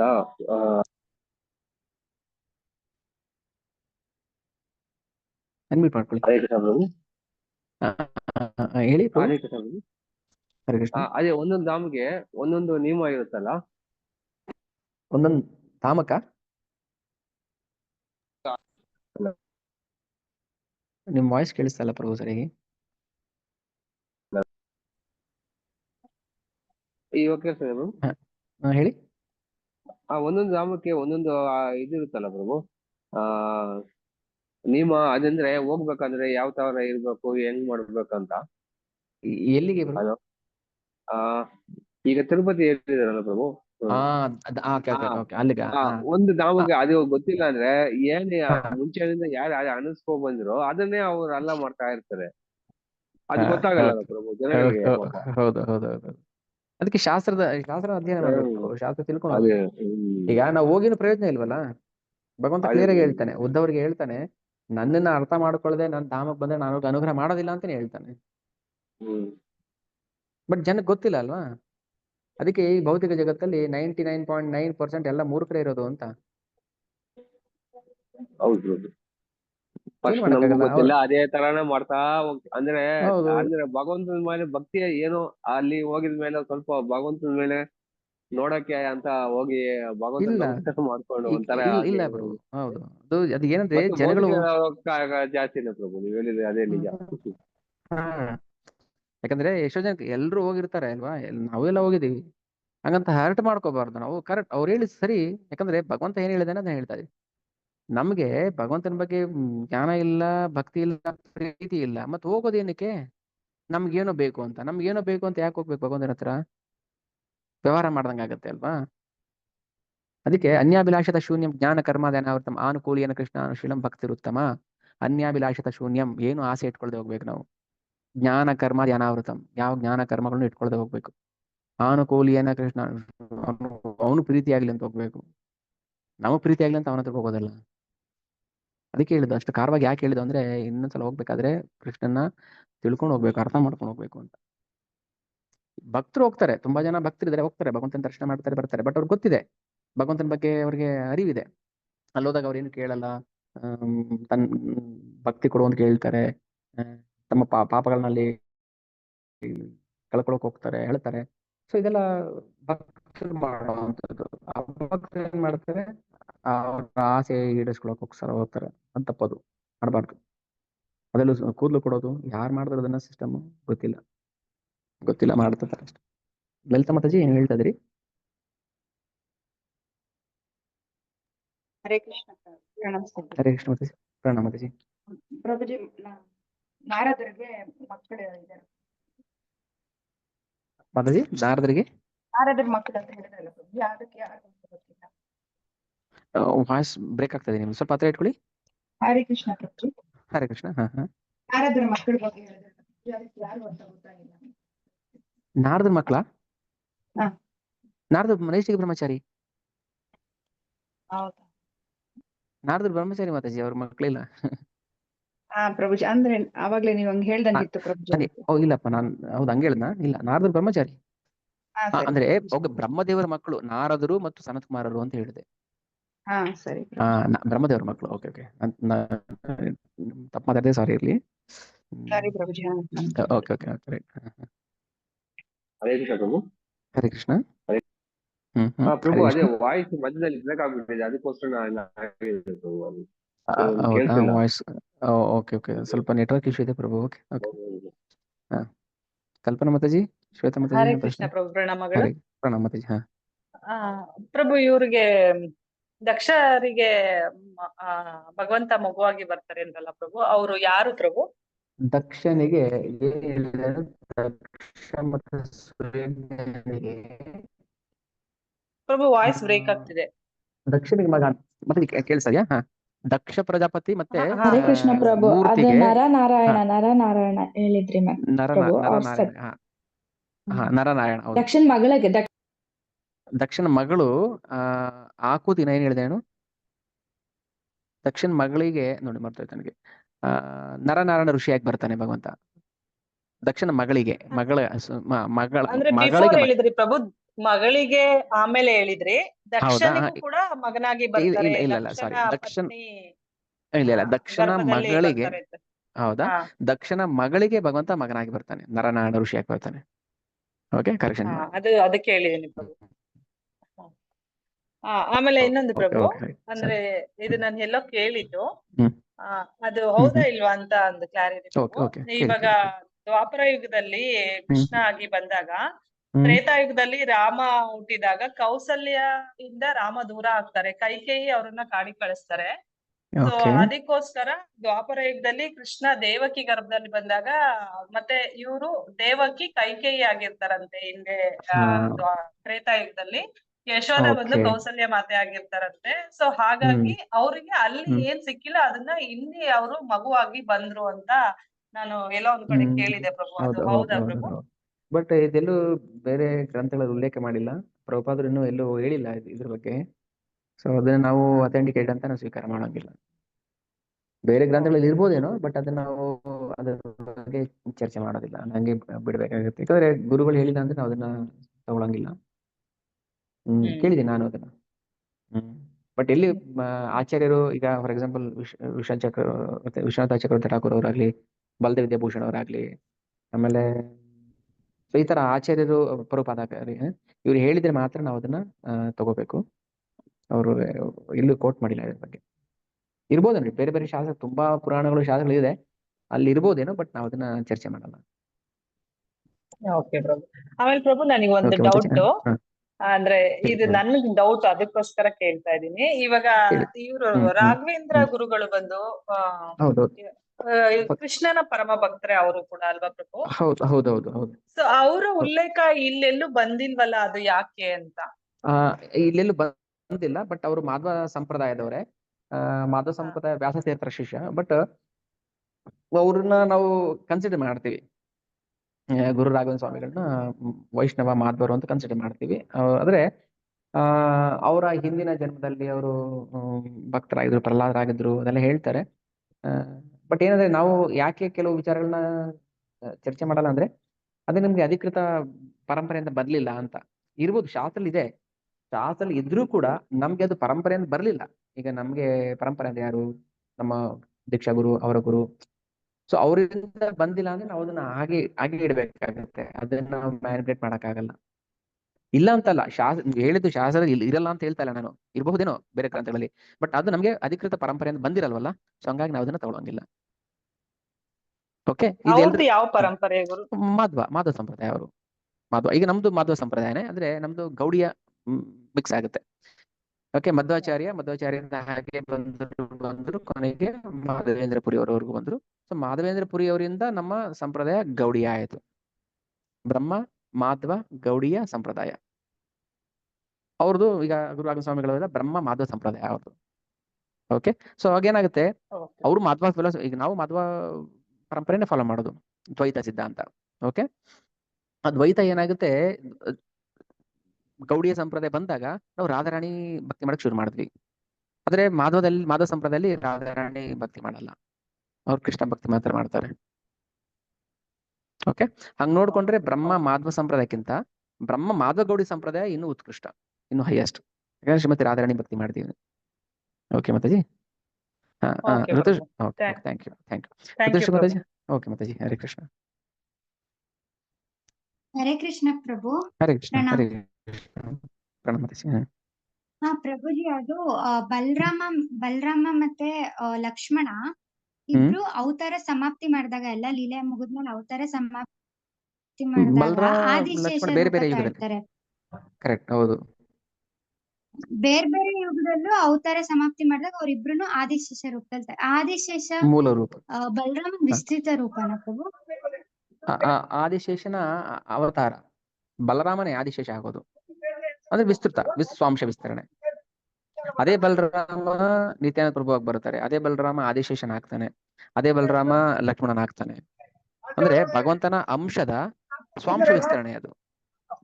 ಓಕೆ, ಸೊ ಅವನೇ ಆದಿಶೇಷನಾಗಿ ಬರ್ತಾನೆ, ಅವನೇ ಸಂಕರ್ಷಣನಾಗ್ತಾನೆ, ಸೊ ಭಗವಂತ ಒಬ್ಬನೇ ಬಲರಾಮ, ಆದಿಶೇಷ, ಸಂಕರ್ಷಣ ಹೀಗೆ ತನ್ನ ಮೂಲ ರೂಪದಿಂದ ವಿಸ್ತರಣೆ ಆಗ್ತಾ ಆಗ್ತಾ ಹೋಗ್ತಾ ಇರ್ತಾನೆ. ತ್ರೇತಾಯುಗಕ್ಕೆ ಬಂದಾಗ ಭಗವಂತನೇ ತನ್ನ ಮೂಲ ರೂಪವನ್ನ ಚತುರ್ವ್ಯೂಹ ಆಗಿ ವಿಸ್ತರಣೆಗೊಳ್ತಾನೆ. ಚತುರ್ವ್ಯೂಹ ಆದ್ರೆ ರಾಮ ಆದ್ಮೇಲೆ ಭರತ ಆದ್ಮೇಲೆ ಲಕ್ಷ್ಮಣ, ಶತ್ರುಘ್ನ. ಸೊ 4 ಅವತಾರದಲ್ಲಿ ಬರ್ತಾನೆ. ಅಂದ್ರೆ ಮೂಲ ರೂಪದಿಂದ ಅವನು ಬೇರೆ ಆದ್ರೂ ಕೂಡ ಅವನು ಭಗವಂತನೇ. ಬಲರಾಮನು ಭಗವಂತ, ಲಕ್ಷ್ಮಣನು ಭಗವಂತ, ಆದಿಶೇಷನು ಭಗವಂತ. ವಿಸ್ತರಣೆ ಆಗ್ತಾರೆ ಅಷ್ಟೇ, ವಿಸ್ತೃತ ರೂಪ, ಎಕ್ಸ್ಪಾನ್ಷನ್. ಆಯ್ತಾ? ಅದಕ್ಕೆ ನಾವು ರಾಮ ಅಂದ ತಕ್ಷಣ ಬಲರಾಮನ್ ಯಾಕೆ ತಗೊಳ್ತೀವಿ ಅಂದ್ರೆ, ಆ ದಾಶರಥಿ ರಾಮನಿಗೆ ಮೂಲ ಬಲರಾಮ. ಅಂದ್ರೆ ಐ ಮೀನ್ ಅದಕ್ಕೆ ಹಿಂದಿನ ಅಂಶ. ಕೃಷ್ಣನ ಮೊದಲ ವಿಸ್ತರಣೆ ಬಲರಾಮ. ರಾಮ ಅಂದ ತಕ್ಷಣ ಇಲ್ಲಿ ಬಲರಾಮ. ಓಕೆ, ಕೃಷ್ಣ ಮತ್ತೆ ರಾಮ ಅಂದ್ರೆ ಕೃಷ್ಣ ಮತ್ತೆ ಬಲರಾಮರು. ಅವರು ಆಮೇಲೆ ಎಕ್ಸ್ಪ್ಯಾಂಡ್ ಆಗ್ತಾ ಹೋಗ್ತಾ ಇರ್ತಾರೆ. ಓಕೆ, ಓಕೆ ಪ್ರಭು. ಸೊ ಸಂಕರ್ಷಣ, ಲಕ್ಷ್ಮಣ, ಬಲರಾಮ ಎಲ್ಲ ಒಂದೇ. ನಿತ್ಯಾನಂದ ಪ್ರಭು. ಓಕೆ, ಹರೇ ಕೃಷ್ಣ ಪ್ರಭು. ಹರೇ ಕೃಷ್ಣ ಮಾತಾಜಿ. ಪ್ರಭು ಶತರೂಪ ಮತ್ತೆ ಇವ್ರನ್ನ ಸುತಪನ ಶೀಸ್ ಫಸ್ಟ್ ವುಮೆನ್ ಮತ್ತೆ ಫಸ್ಟ್ ಮೆನ್ ಅಂತ ಆಗ್ತಲ್ಲ ಪ್ರಭು. ಅವ್ರನ್ನ ಅವಾಗ ಭಗವಂತ ಆಗ ಬ್ರಹ್ಮದೇವರ ಆ ಊರಿಂದ ಫಸ್ಟ್ ಸೃಷ್ಟಿ ಅಂತ ಹೇಳ್ತಾರಲ್ಲ ಪ್ರಭು. ಸ್ವಯಂಭೂ ಅಂತ ಶತರೂಪ. ಹೌದು, ಆ ಊರ್ದು ಸೃಷ್ಟಿನೇ ಸ್ಟಾರ್ಟಿಂಗ್. ಓಕೆ, ಬಟ್ ಇಲ್ಲಿ ಈ ಚಾಪ್ಟರ್ ಅಲ್ಲಿ ಅದೆಲ್ಲೂ ಬರಲ್ಲ ಪ್ರಭು. ಆಕ್ಚುಲಿ ಈ ಚಾಪ್ಟರ್ ಅಲ್ಲಿ ಎಕ್ಸ್ಪ್ಲನೇಷನ್ ಇಲ್ಲ, ಅದನ್ನ ಎಕ್ಸ್ಪ್ಲನೇಷನ್ ಕೊಟ್ಟಿಲ್ಲ. ಬರೀ ಇನ್ಕಾರ್ನೇಷನ್ಸ್ ಬರುತ್ತೆ ಇಲ್ಲಿ ಅಷ್ಟೇ. ಪೂರ್ತಿ ಇನ್ಕಾರ್ನೇಷನ್ಸ್ ಮಾತಾ ಕೊಟ್ಟಿದ್ದಾರೆ. ಬಟ್ ಅವ್ರದ್ದು ಲಿಟರಲ್ ಸ್ಟಡಿ ಶತರೂಪದ ಬಗ್ಗೆ ಎಲ್ಲಿ ಸಿಗುತ್ತೆ ಪ್ರಭು? ಅವ್ರದ್ದು ನೆಕ್ಸ್ಟ್ ಇದೆ ಅಲ್ಲ, ಭಾಗವತದಲ್ಲಿ ಬರುತ್ತಲ್ವಾ? ಬರುತ್ತೆ. ಎಲ್ಲಿ ಬರುತ್ತೆ ಅಂದ್ರೆ ಇದು ಧ್ರುವ ಮಹಾರಾಜನ್ ಅಲ್ಲಲ್ಲ, ಧ್ರುವ ಮಹಾರಾಜನ್ ಕಥೆಯಲ್ಲಿ ಬರುತ್ತೆ.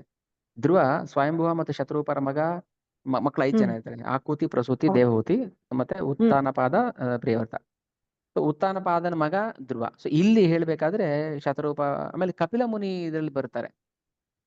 ಕಪಿಲ ಮುನಿ ಏನಾಗ್ಬೇಕು? ಸ್ವಯಂಭುವಿಗೆ ಮೊಮ್ಮಗ ಆಗ್ಬೇಕು. ಅಂದ್ರೆ ಕರ್ದಮ ಮತ್ತೆ ದೇವಹೂತಿ ಮಗ. ದೇವಹೂತಿ ಸ್ವಯಂಭುವಿನ ಮಗಳು. ಅಲ್ಲಿ ಬರುತ್ತೆ ಶತರೂಪ ಬಗ್ಗೆ.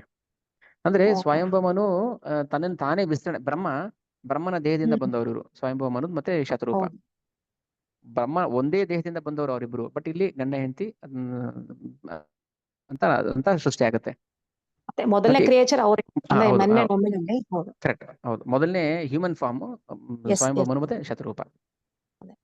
ಫಸ್ಟ್ 4 ಚತುರ್ಕುಮಾರ್ ಕೊಡ್ತಾರೆ. 4 ಚತುರ್ಕುಮಾರರು ಅವರು ಬ್ರಹ್ಮಚಾರ್ಯರ ಪಾಲನೆ ಮಾಡ್ತಾರೆ. ನಾವು ಮಕ್ಕಳು ಇದನ್ನ ನೆಕ್ಸ್ಟ್ ಮಾಡಲ್ಲ ಅಂತಾರೆ.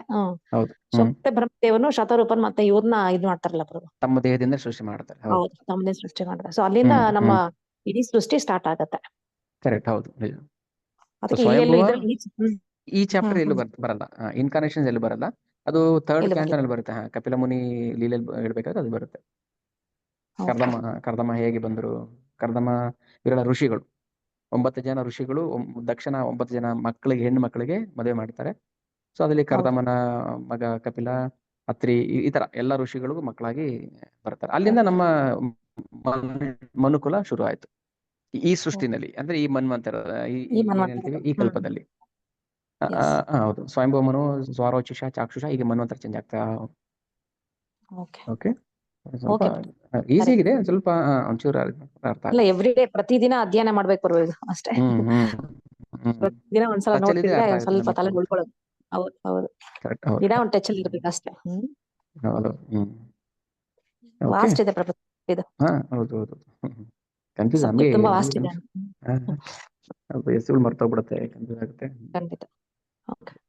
Okay, Mataji. Okay, Hare Krishna Mataji. Okay,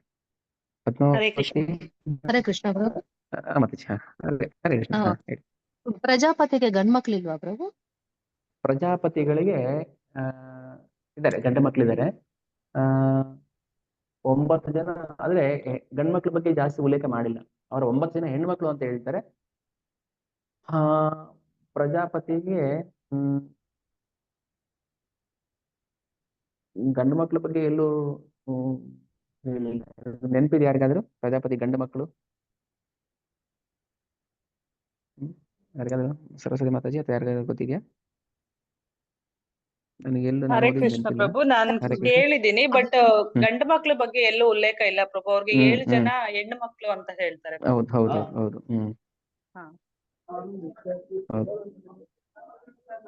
okay. Next ಅವ್ರ ಅದೇ ದೇವದೂತಿ ಅವ್ರ ಮಗ ಇರ್ತಾನೆ ಪ್ರಭು. ನೆಕ್ಸ್ಟ್ ಮನು ದೇವದೂತಿ, ಮತ್ತೆ ಕಪಿಲ್ ಅವ್ರು ಬರ್ತಾರ. ಬಟ್ ಹೌದು. ಎಲ್ಲಿ ಪ್ರಜಾಪತಿಗೆ ಮಗ ಚೆಕ್ ಮಾಡ್ತಾರೆ. ಇಲ್ಲ ಇಲ್ಲ, okay okay okay. Hare Krishna. Okay, ಹರೇ ಕೃಷ್ಣ ಹರೇ ಕೃಷ್ಣ. ಹರೇ ಹರೇ ಕೃಷ್ಣ ಕೃಷ್ಣ ಪ್ರಭು. ಪ್ರಭು. ಹರೇ ಕೃಷ್ಣ. ವರಾಹ ಸ್ವಾಮಿ ಮತ್ತೆ 2 ಅವತಾರದಲ್ಲಿ ಬರ್ತಾರೆ ಅಂತ ಹೇಳಿದ್ರಲ್ವಾ, ಅದು ಶ್ವೇತ ವರಾಹ ಸ್ವಾಮಿ. ಯಾವ್ದು? ಶ್ವೇತ ವರಾಹ ಶ್ವೇತವರಾಹ. ಸ್ವಾಮಿ ಅಂತ ಅವರು ಭಗವಂತನ ಮೂಗಿನಿಂದ ಬರ್ತಾರೆ. ಮತ್ತೆ ಅವರು ಸಮುದ್ರದಲ್ಲಿ ಭೂಮಿ ಮುಳುಗೋಗಿದ್ದಾಗ ಅದನ್ನ ಮೇಲ್ ತರ್ತಾರೆ ಸ್ಟಾರ್ಟಿಂಗ್. ಮತ್ತೆ ಅವರ ರೋಮಗಳು ಬಂದ್ಬಿಟ್ಟು ದರ್ಬೆ, ಭೂಮಿ ಮೇಲೆ ದರ್ಬೆ ಆಗಿ ಹುಡ್ತವೆ ಅಂತ ಹೇಳ್ತಾರೆ ಪ್ರಭು. ಹೌದು. ಅಂದ್ರೆ ವರಾಹ 2 ತರ ಬರುತ್ತೆ. ಒಂದು ಶ್ವೇತ. ಶ್ವೇತ ವರಾಹ ಸ್ವಾಮಿ. ಹೇಳಿ. ಹರೇ ಕೃಷ್ಣ ಪ್ರಭು. ಪ್ರಜಾಪತಿ ಗಂಡ್ಮಕ್ಳಿಲ್ಲ ಪ್ರಭು, 16 ಜನ ಹೆಣ್ಮಕ್ಳೇ ಬರ್ತಾರೆ. ಹೌದು, 16 ಜನ ಹೆಣ್ಮಕ್ಳಿದ್ದಾರೆ. ಓಕೆ. ಅದೇ ಸತಿ ಕೊನೆಯವರು. ಮಾತಾಜಿ ಅದೇ ಸತಿ ಒಬ್ರು. ಹೌದು, ಸತಿ ಕೊನೆಯವರು. ಲಾಸ್ಟ್ ಮಗಳು ಒಂದು ಸತಿ. ಸತಿ, ಹೌದು. Okay, thank you Mataji. Okay, Padmavati Mataji ಹೇಳ್ತಾ ಇದ್ರು. ಓಕೆ, ಅಂದ್ರೆ 2 ಸಲ ಬರ್ತಾರೆ ವರಾಹ. ಒಂದು ಶ್ವೇತ ವರಾಹ ಅಂದ್ರೆ ಶ್ವೇತಕಲ್ಪದಲ್ಲಿ, ಇನ್ನೊಂದು ಪಾದ್ಮಕಲ್ಪದಲ್ಲಿ. ಅಂದ್ರೆ ಬ್ರಹ್ಮದೇವರ ಮೊದಲನೇ ದಿನ ಶ್ವೇತ ವರಾಹ ಕಲ್ಪ, 2ನೇ ದಿನ ಪಾದ್ಮಕಲ್ಪ. ಇವಾಗ ನಾವಿರೋದು 2ನೇ ದಿನ, ಬ್ರಹ್ಮದೇವರ ಸೆಕೆಂಡ್ ಡೇ ಪಾದ್ಮಕಲ್ಪ. ಆತರ ಬ್ರಹ್ಮರಿಗೆ 100 ವರ್ಷ ಆಯುಷ್ಯ. ಓಕೆ, 100 ಕಲ್ಪ. ಕಲ್ಪಗಳು ಬ್ರಹ್ಮದೇವರ 1 ದಿನ. ಸೊ 2 ಅವತಾರ 2 ದಿನದಲ್ಲೂ ಬರುತ್ತೆ. ವರಾಹ ಕಲ್ಪದಲ್ಲಿ, ಶ್ವೇತ ವರಾಹ ಕಲ್ಪದಲ್ಲಿ 1 ಸಲ, ಮತ್ತೆ ಪಾದ್ಮಕಲ್ಪದಲ್ಲಿ. ಓಕೆ, ಬಟ್ ತುಂಬಾ ಡೀಪ್ ಇದೆ ಸಬ್ಜೆಕ್ಟ್ಸ್. ಬಟ್ ಎಷ್ಟು ನಮ್ಗೆ ಡೈಜೆಷನ್ ಆಗುತ್ತೆ ಅಷ್ಟು ನಾವು ತಿಳ್ಕೊಳ್ಳೋಣ ಅಷ್ಟೇ. ಓಕೆ, ಮಾತಾಜಿ, ಉಷಾ ಮಾತಾಜಿ. ಬ್ರಹ್ಮದೇವರು ಆದ್ಮೇಲೆ ಸನತ್ ಕುಮಾರ್ ಅಲ್ಲ ಪ್ರಭು, ಆಮೇಲೆ ನಾರದರ? ಫಸ್ಟ್ ಸನತ್ ಕುಮಾರ್. ಸನತ್ ಕುಮಾರ್ ಆದ್ಮೇಲೆ ನಾರದ ಆಮೇಲೆ ಮಹರ್ಷಿ. ನಾರದ ಬರ್ತಾರೆ. ಶಿವ ಯಾವಾಗ ನಾರದ ಮಹರ್ಷಿ ಬರ್ತಾರೆ ಬರ್ತಾರೆ. ಪ್ರಭು? ಶಿವ ನಂತರ. ಆಮೇಲೆ ಅಂದ್ರೆ ಯಾವ ಸಮಯ ಅಂತ ಹೇಳಕ್ ಬರೋದಿಲ್ಲ. ಯಾಕಂದ್ರೆ ಕಾಲ ಇದು ಹೇಗೆ ನಾವು ಅರ್ಥ ಮಾಡ್ಕೋಬೇಕು ಅಂದ್ರೆ, ಯಾವ ಕಲ್ಪದಲ್ಲಿ ಸೃಷ್ಟಿ ಆದ್ರೂ ಗೊತ್ತಿಲ್ಲ. ಈಗ ಕೆಲವು ಕಡೆ ಬ್ರಹ್ಮದೇವರ ಮೊದಲ ಮಗ ಶಿವ ಅಂತ ಹೇಳ್ತಾರೆ. ಅದು ಯಾವ ಕಲ್ಪದಲ್ಲಿ ದೇವತೆಗಳು ಸೃಷ್ಟಿ ಆಗ್ತಾರೆ ಗೊತ್ತಿಲ್ಲ. ಈಗ ಬ್ರಹ್ಮದೇವರ ಪ್ರತಿಯೊಂದು ದಿನನೂ ಒಂದು ಕಲ್ಪ, ಒಂದೊಂದು ಕಲ್ಪದಲ್ಲಿ ಒಬ್ಬೊಬ್ರು ಸೃಷ್ಟಿ ಮಾಡ್ತಾ ಇರ್ತಾರೆ. ಹಂಗ ನೋಡ್ಕೊಂಡಾಗ ಈ ಕಲ್ಪದಲ್ಲಿ ಇವ್ರ ಮೊದಲನೇ ಮಗ, ಕಲ್ಪದಲ್ಲಿ ಅವ್ರ ಮೊದಲನೇ ಮಗ, ನೆಕ್ಸ್ಟ್ ಕಲ್ಪದಲ್ಲಿ ಅವ್ರ ಮೊದಲನೇ ಮಗ, ಆ ತರ ಅರ್ಥ. ಸೊ ಶಿವನು ಕೂಡ ಬ್ರಹ್ಮದೇವರ ಮಗನೇ. ಅವರು ಬ್ರಹ್ಮದೇವರ ಹಣೆಯಿಂದ ಬರ್ತಾರೆ ಅಂತ ಹೇಳ್ತಾರೆ. ಮುಂದೆ ಭಾಗವತಮಲ್ಲಿ ಇದೆ ಅದು. ಒಂದ್ ಮಗು ಬರುತ್ತೆ, ಆ ಮಗು ಅಳ್ತಾ ಇರುತ್ತೆ, ಯಾವಾಗಲೂ ಊಟ ತಕ್ಷಣ ಅಳ್ತಾ ಇರುತ್ತೆ. ಅದಕ್ಕೆ ರುದ್ರ ಅಂತ ಹೆಸರಿಡ್ತಾರೆ. ಅದಾದ್ಮೇಲೆ ಪ್ರಾರ್ಥನೆ ಮಾಡುತ್ತೆ ಮಗು, ಶಿವ ಹೇಳ್ತಾರೆ. ಹರೇ ಕೃಷ್ಣ ಪ್ರಭು. ಇದು ಒಂಥರ ವೈಚಿತ್ರ. ಹರೇ ಕೃಷ್ಣ. ಆಕ್ಚುಲಿ ಸನತ್ಕುಮಾರ್ ಆದ್ಮೇಲೆ ಶಿವ ಬರ್ತಾರೆ ಪ್ರಭು. ಶಿವ ಏನ್ ಮಾಡ್ತಾರೆ ಮತ್ತೆ ಎಲ್ಲಾ ಗಣಗಳನ್ನ ಸೃಷ್ಟಿ ಮಾಡ್ತಾರೆ. ಸೊ ಒಂದೊಂದು ಗಣಗಳನ್ನು ಸೃಷ್ಟಿ ಮಾಡ್ಬಿಟ್ಟು ಅವ್ರದ್ದು ನೆಕ್ಸ್ಟ್ ತೋರ್ಸ್ತಾ ಬರ್ತಾರೆ. ಅಲ್ಲೂ ಸಹ ನೆಕ್ಸ್ಟ್ ಜನರೇಷನ್ ಬರೋದಿಲ್ಲ. ಸೊ ಅದಾದ್ಮೇಲೆ ಮತ್ತೆ ಏನ್ ಮಾಡ್ತಾರೆ, ಬ್ರಹ್ಮದೇವ್ರ ಏನ್ ಮಾಡ್ತಾರೆ, ಆವಾಗ ಮನುನ ಇವ್ರನ್ನ ಶತರೂಪ ಮತ್ತೆ ಇವ್ರನ್ನ ಇದ್ ಮಾಡ್ತಾರೆ ಪ್ರಭು. ಆವಾಗ ವೃಷ್ಣಿ ಗರ್ಭದಲ್ಲಿ ಅವ್ರು ನೆಕ್ಸ್ಟ್ ಜನರೇಷನ್ ಆಗುತ್ತೆ. ತುಂಬಾ ಇದೆ ಪ್ರಭು, ವಾಸ್ಟ್ ಇದೆ ಸಬ್ಜೆಕ್ಟ್ ಇದೆ. ಹೌದು. ಓಕೆ, ಅಂದ್ರೆ ಬ್ರಹ್ಮದೇವರು ಏನ್ ಮಾಡ್ತಾರೆ, ಸೃಷ್ಟಿ ಕಾರ್ಯ ಮಾಡಕ್ಕೆ ನಿಯೋಜನೆಗೊಳ್ತಾರೆ. ಸನತ್ ಕುಮಾರರು ಸೃಷ್ಟಿ ಮಾಡಿಲ್ಲ, ನಾರದರು ನೈಷ್ಠಿಕ ಬ್ರಹ್ಮಚಾರಿ ಆಗ್ಬಿಟ್ರು. ಆಮೇಲೆ ಶಿವನ ಸೃಷ್ಟಿ ಮಾಡ್ತಾರೆ. ಶಿವ ಏನ್ ಮಾಡ್ತಾರೆ, ಭೂತಗಳನ್ನ ಸೃಷ್ಟಿ ಮಾಡ್ಬಿಡ್ತಾರೆ. ಶಿವನಿಂದ ಭೂತಗಳನ್ನ ಸೃಷ್ಟಿ ಆಗ್ತಾರೆ.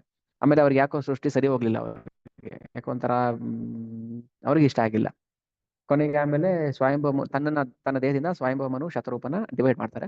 ಅವರಿಂದ ಮನುಷ್ಯರು ಸೃಷ್ಟಿ ಆಗ್ತಾ ಹೋಗ್ತಾರೆ. ಒಂದ್ ಕಡೆ ಭಾಗವತಮಲ್ಲಿ ಇದೆ, ಬ್ರಹ್ಮದೇವರು ಏನ್ ಮಾಡ್ತಾರೆ, ಪ್ರಾರಂಭದಲ್ಲಿ ಸೃಷ್ಟಿ ಸರಿಯಾಗಿಲ್ಲ ಅಂತೇಳಿ ಅವರು ತಮ್ಮ ದೇಹವನ್ನ ತ್ಯಜಿಸ್ಬಿಡ್ತಾರೆ. ಏನಾಗುತ್ತೆ, ರಾಕ್ಷಸರು, ಉರಗರು ಇವರೇ ಸೃಷ್ಟಿ ಆಗ್ಬಿಡ್ತಾರೆ. ಆ ರಾಕ್ಷಸರು ಏನ್ ಮಾಡ್ತಾರೆ, ಬ್ರಹ್ಮದೇವ್ರನ್ನೇ ತಿನ್ಬೇಕು ಅಂತ ಬರ್ತಾರೆ, ಸೃಷ್ಟಿ ಮಾಡಿದವ್ರನ್ನೇ. ಆಗ ಅಂದ್ರೆ ಕಥೆ ಎಲ್ಲ ಇದು ಭಾಗವತಮಲ್ಲಿ ಇರೋದೇ ಬ್ರಹ್ಮದೇವ್ರು ಹೇಳಿರೋ ಮಾತೆ ಇದು. ಅವಾಗ ಅವ್ರೇನ್ ಮಾಡ್ತಾರೆ, ಬೇಜಾರಾಗಿ ನನ್ಗೆ ಈ ಜನ್ಮ ಬೇಡ ಅಂತೇಳಿ ತಮ್ಮ ದೇಹವನ್ನ ಬದಲಾವಣೆ ಮಾಡ್ತಾರೆ. ಆಮೇಲೆ ಸೃಷ್ಟಿ ಆಗಿದೆ ಶತರೂಪ ಮತ್ತೆ ಸ್ವಯಂಭವಮನು. ಓಕೆ, ಅವ್ರಿಗೆ ಬೇಜಾರಾಗುತ್ತೆ, ಇದೆಲ್ಲ ಏನು. ಅದಕ್ಕೆ ಕ್ಷುತ್ರುತ್ರಿಧಾತು ಬೀರಿಮ ಮುಹುರರ್ದ್ಯಮಾನ, ಆಮೇಲೆ ಶೀತೋಷ್ಣ ವಾತಾವರ್ಷೈರೇತರೇಚ ಕಾಮಾಗ್ನಿನಾಚಿತರುಷ ಸುದುರ್ಬರೇಣ, ಅದೆಲ್ಲ ಶ್ಲೋಕ ಪ್ರಾರ್ಥನೆ ಮಾಡ್ತಾರೆ. ಸೃಷ್ಟಿ ಮಾಡ್ಬಿಟ್ಟೆ ನಾನು, ಒಂಥರ ವಿಚಿತ್ರ, ನನಗೆ ಇಷ್ಟ ಆಗ್ತಾ ಇಲ್ಲ ಅಂತ ಹೇಳಿ ತಂದೆ ಭಗವಂತ ಹೆಂಗೆ ಅರ್ಥ ಮಾಡ್ಕೋಬೇಕು, ಕಷ್ಟ ಆಗುತ್ತೆ. ಓಕೆ, ಅದಕ್ಕೆ ನಾವು ಹೇಳಿದ್ರೆ ದಯವಿಟ್ಟು ಎಲ್ಲರೂ ಒಂದ್ಸಲ ಓದಿ, ಗೊತ್ತಾಗುತ್ತೋ ಬಿಡುತ್ತೋ ಓದಿ. ಓಕೆ ಓಕೆ, ಸ್ಟಾಪ್ ಮಾಡೋಣ. ಹರೇ ಕೃಷ್ಣ ಪ್ರಭುಜಿ. ಹರೇ ಕೃಷ್ಣ ಮಾತಾಜಿ. ಕೇಳಿ, ಒಂದೇ ಪ್ರಶ್ನೆ. ವೈಕುಂಠ ಏಕಾದಶಿ ಬರ್ತಿದೆಲ್ಲ ಪ್ರಭು, ಡಿಸೆಂಬರ್ 11ಗೆ. ವೈಕುಂಠ ಏಕಾದಶಿ. ಕೃಷ್ಣನಿಗೂ ಅದು ಸಂಬಂಧ, ವೈಕುಂಠ ಏಕಾದಶಿಗೂ ಭಗವಂತನಿಗೂ ಏನ್ ಸಂಬಂಧ ಅಂತ? ಪ್ರಭು ಡಿಸೆಂಬರ್ 11 ಗೀತಾ ಜಯಂತಿ ಹೌದು. ಪ್ರಭು. ಹರೇ ಕೃಷ್ಣ ಪ್ರಭು. ಕೃಷ್ಣನಿಗೆ ಸಂಬಂಧ ಇಲ್ಲದೆ ಡಿಸೆಂಬರ್ 11 ಗೀತಾ ಜಯಂತಿ. ಗೀತಾ ಜಯಂತಿ ಇದೆ. ಹೌದು ಹೌದು, ಅವತ್ತು ಭಗವಂತ ಗೀತಾ ಉಪದೇಶ ಮಾಡಿದ್ದು ಏಕಾದಶಿ ದಿನನೇ. ವಾಯ್ಸ್ ಬ್ರೇಕ್ ಆಗ್ತಿದೆ ಪ್ರಭು. ಮೋಕ್ಷದ ಏಕಾದಶಿ ಅಂತ ಹೇಳ್ತಾರೆ. ಹೌದು. ಹರೇ ಕೃಷ್ಣ, ಕೇಳಿಸದ್ಯಾ? ಹರೇ ಕೃಷ್ಣ. ಈಗ ಕೇಳಿಸ್ತದೆ ಪ್ರಭು. ಹರೇ ಕೃಷ್ಣ. ಡಿಸೆಂಬರ್ 11 ಏಕಾದಶಿನ ಹೌದು. ಅವತ್ತು ಗೀತಾ ಜಯಂತಿ ಅಂದ್ರೆ ಭಗವದ್ಗೀತಾ ಉಪದೇಶ ಮಾಡಿದ ದಿನ. ಅವತ್ತು ಭಗವದ್ಗೀತಾ ಭೂಮಿಗೆ ಬಂದಿದ್ದ ದಿನ. ಓಕೆ, ವಿಶೇಷ ಇದೆ, ಪ್ರತಿಯೊಂದು ವಿಶೇಷ ಇಲ್ಲದೆ ಇಲ್ಲ. ಎಲ್ಲ ಏಕಾದಶಿನೂ ಕೂಡ ಕೃಷ್ಣ ಧರ್ಮರಾಯನಿಗೆ ಉಪದೇಶ ಮಾಡೋದು. ಅಂದ್ರೆ ಈ ಉಪದೇಶದ ಅಲ್ಲ ಸಾರಿ ಈ ಏಕಾದಶಿಯ ಮಹತ್ವ ಏನು, ಯಾಕೆ ಏಕಾದಶಿನ ಆಚರಣೆ ಮಾಡ್ಬೇಕು ನಾವು, ಕೃಷ್ಣಗೆ ಸಂಬಂಧ ಪಡೆದ ಯಾವುದೂ ಇಲ್ಲ. ಬಟ್ ನಾವು ಅದು ಸಂಬಂಧವನ್ನ ತೆಗೆದುಬಿಟ್ಟಿದ್ದೀವಿ ಅಷ್ಟೇ, ಫ್ಯೂಸ್ ಕನೆಕ್ಷನ್ ತೆಗೆದುಬಿಟ್ಟಿದ್ದೀವಿ ನಾವು. ಓಕೆ, ಹೇಳ್ತೀನಿ ಅದು ಏಕಾದಶಿ ಬಂದಾಗ ಏನಾದ್ರು ಮಹತ್ವ. ಓಕೆ, ಗೀತಾ ಜಯಂತಿ. ಆಮೇಲೆ ಇವಾಗ ನಾವು ಬುಕ್ ಮ್ಯಾರಥಾನ್ ಮಂತ್ ಅಂತ ಹೇಳ್ತೀವಿ. ಈ ತಿಂಗಳು ಪೂರ್ತಿ ನಾವು ಬುಕ್ ಡಿಸ್ಟ್ರಿಬ್ಯೂಷನ್ ಅಲ್ಲಿ ಸೇವೆ ಮಾಡಬೇಕು. ಅದಕ್ಕೆ ಎಲ್ಲರೂ ಒಂದು ಟಾರ್ಗೆಟ್ ಅಂತ ಫಿಕ್ಸ್ ಮಾಡ್ಕೊಳ್ಳಿ, ಮಿನಿಮಮ್ ಟಾರ್ಗೆಟ್ ಫಿಕ್ಸ್ ಮಾಡ್ಕೊಳ್ಳಿ. ಭಗವದ್ಗೀತಾ ಅದೇ ಡಿಸೆಂಬರ್ 11 ಅಷ್ಟರಲ್ಲಿ ನಾವು ವರೆಗೂ ಒಂದೂವರೆ ತಿಂಗಳು ಟೈಮ್ ಇದೆ. ಆದಷ್ಟು ಎಲ್ಲರೂ ಚೆನ್ನಾಗಿ ಬುಕ್ ಡಿಸ್ಟ್ರಿಬ್ಯೂಷನ್ ಮಾಡಿ. ಅದೇ ನಮ್ಗೆ ಡೈರೆಕ್ಟ್ ಸೇವೆ, ಗುರುಗೆ ಮತ್ತೆ ಕೃಷ್ಣ ಮಾಡುವಂಥದ್ದು. ಸೊ ಮಾಡಿ, ಆದಷ್ಟು ಬುಕ್ಸ್ ಏನಾದ್ರು ಬೇಕಾದ್ರೆ ಕೇಳಿ. ಆಮೇಲೆ ಜಾಸ್ತಿ ಭಾಗವತಂ ಮೇಲೆ ಫೋಕಸ್ ಮಾಡಿ. ಓಕೆ, ಅಟ್ಲೀಸ್ಟ್ ಒಂದ್ ತಿಂಗಳಲ್ಲಿ ಒಂದು 100-200 ಭಾಗವತಂ ಮಾಡ್ಬೋದಾ? ಎಲ್ರು 10 ಅಂದ್ರೆ ಆಗುತ್ತೆ. ಅಟ್ಲೀಸ್ಟ್ 5 ಅಂದ್ರೂ ಆಗುತ್ತೆ. ಪ್ರತಿಯೊಬ್ರು 5 ಭಾಗವತಂ, ಯಾರು ನಿಮ್ ಕ್ಲೋಸ್ ಫ್ರೆಂಡ್ಸ್ ರಿಲೇಟಿವ್ಸ್ಗೆ ಕಾಲ್ ಮಾಡಿ ಭಾಗವತಂ ತಗೊಳಕ್ ಅವ್ರಿಗೆ ಹೇಳಿ, ಅದ್ರದ್ದು ಇಂಪಾರ್ಟೆನ್ಸ್ ಹೇಳಿ. ಒಬ್ಬೊಬ್ರು 5 ಅಂದ್ರೂ ಆಗುತ್ತೆ, 200 ಆಗ್ಬಿಡುತ್ತೆ. ಆಗ್ಬೋದಾ? ಮಾಡ್ತೀರಾ? ಪ್ರಯತ್ನ ಮಾಡ್ತೀರಾ? ಒಂದು ಟಾರ್ಗೆಟ್ ಫಿಕ್ಸ್ ಮಾಡ್ಕೊಳ್ಳಿ. 10 ಮಾಡ್ತೀನಿ, 1.5 ತಿಂಗಳು ಟೈಮ್ ಇದೆ. ಮಾಡಿ ಎಲ್ರು ಕೊಡಿ ಭಾಗವತಂ. ನೀವ್ ಹೆಂಗೆ ಹೇಳ್ಬೇಕು ಅಂದ್ರೆ ಅವ್ರು ತಗೊಳ್ಳೇಬೇಕು. ಅವರು ಇವತ್ತೇ ಬೇಕು ನನಗೆ ಭಾಗವತಂ ಅನ್ನೋ ತರ ನೀವು ಅವ್ರಿಗೆ ಕನ್ವಿನ್ಸ್ ಮಾಡ್ಬೇಕು. ನಮಗೇನೋ ಬೇರೆ ಏನು ಕೊಡ್ತಾ ಇಲ್ವಲ್ಲ ಅಲ್ವಾ? ಒಂದ್ ಸುಳ್ಳು ಹೇಳಿದ್ರು ಪರವಾಗಿಲ್ಲ, ಭಾಗವತಂ ಅವ್ರ ಮನೆಗೆ ತಲುಪಿಸಿ. ತಪ್ಪೇನಲ್ಲ, ಅದು ಕೆಟ್ಟದೇನಲ್ಲ.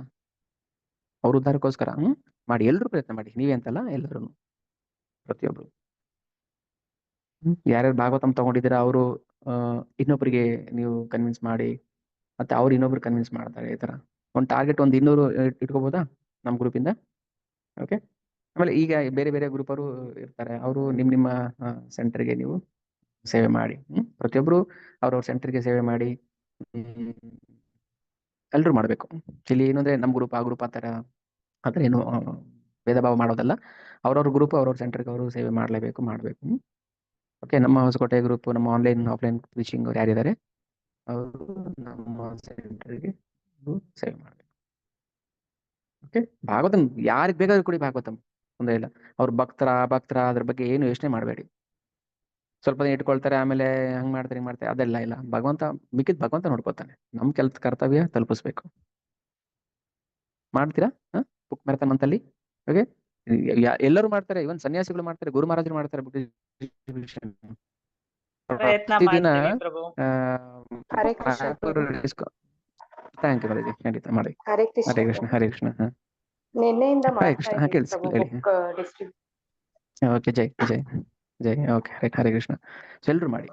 ಆಮೇಲೆ ಮಾಯಾಪುರಲ್ಲಿ ಅಷ್ಟೇ ಜಯಪ್ರಕಾಶ್ ಸ್ವಾಮಿ ಮಹಾರಾಜ್ ಅವರು ಪ್ರತಿದಿನ ಇಷ್ಟು ಭಾಗವತಂ ಡಿಸ್ಟ್ರಿಬ್ಯೂಟ್ ಮಾಡ್ತಾರೆ. ಆನ್ ಟೇಬಲ್ ಪ್ರಭು, ಎಲ್ರು ಮಾಡ್ಬೇಕು ಅದು. On table. Hare Krishna. On table. On table ಪ್ರಭು ಕೂತ್ಕೊಂಡು ಆನ್ ಟೇಬಲ್ ಮೇಲೆ ಮಾಡ್ತಿದ್ದಾರೆ ಪ್ರಭು. ನಿನ್ನೆ 1008 book. Okay, oh my God. Okay, ಹರಿ ನೋಡಿ, ಪ್ರತಿದಿನ ಅದಕ್ಕೆ ದೇಹ ಮುಖ್ಯ ಅಲ್ಲ ನಮ್ಗೆ. ಅವರೇ ಬಂದು ಡಿವೋಟಿಸ್ ಬಂದು ತಗೊಂಡು ಹೋಗ್ತಾರೆ. ಅದು ಆಶೀರ್ವಾದ, ಕೃಪೆ. ಅದಕ್ಕೆ ನಾವು ಕೃಪೆ ಪಡ್ಕೊಳ್ಳೋಕೋಸ್ಕರ ಎಲ್ಲ ಮಾಡ್ಲೇಬೇಕು. ಓಕೆ. ಸೊ ನಮ್ಗೆ ಎಲ್ಲ ಚೆನ್ನಾಗಿದ್ದು ನಾವ್ ಮಾಡಕ್ ಕಷ್ಟ ಪ್ರಭು ಒಂದು ನಮ್ಗೆ. ಟಾರ್ಗೆಟ್ ಎಸ್. ಎಲ್ಲ ಇದ್ದು ನಾವು ಮಾಡಲ್ಲ. ಹೌದು. ನಿನ್ನೆ ನಿನ್ನೆ ಅಲ್ಲ ಮೊನ್ನೆ ಕ್ಲಾಸಲ್ಲಿ ನಾನು ಡೈಲಿ ಅವ್ರದ್ದು ಈಗ ನನ್ಗೆ ಅವರು ಶಿಕ್ಷಾ ಗುರು ಇದ್ದಂಗೆ.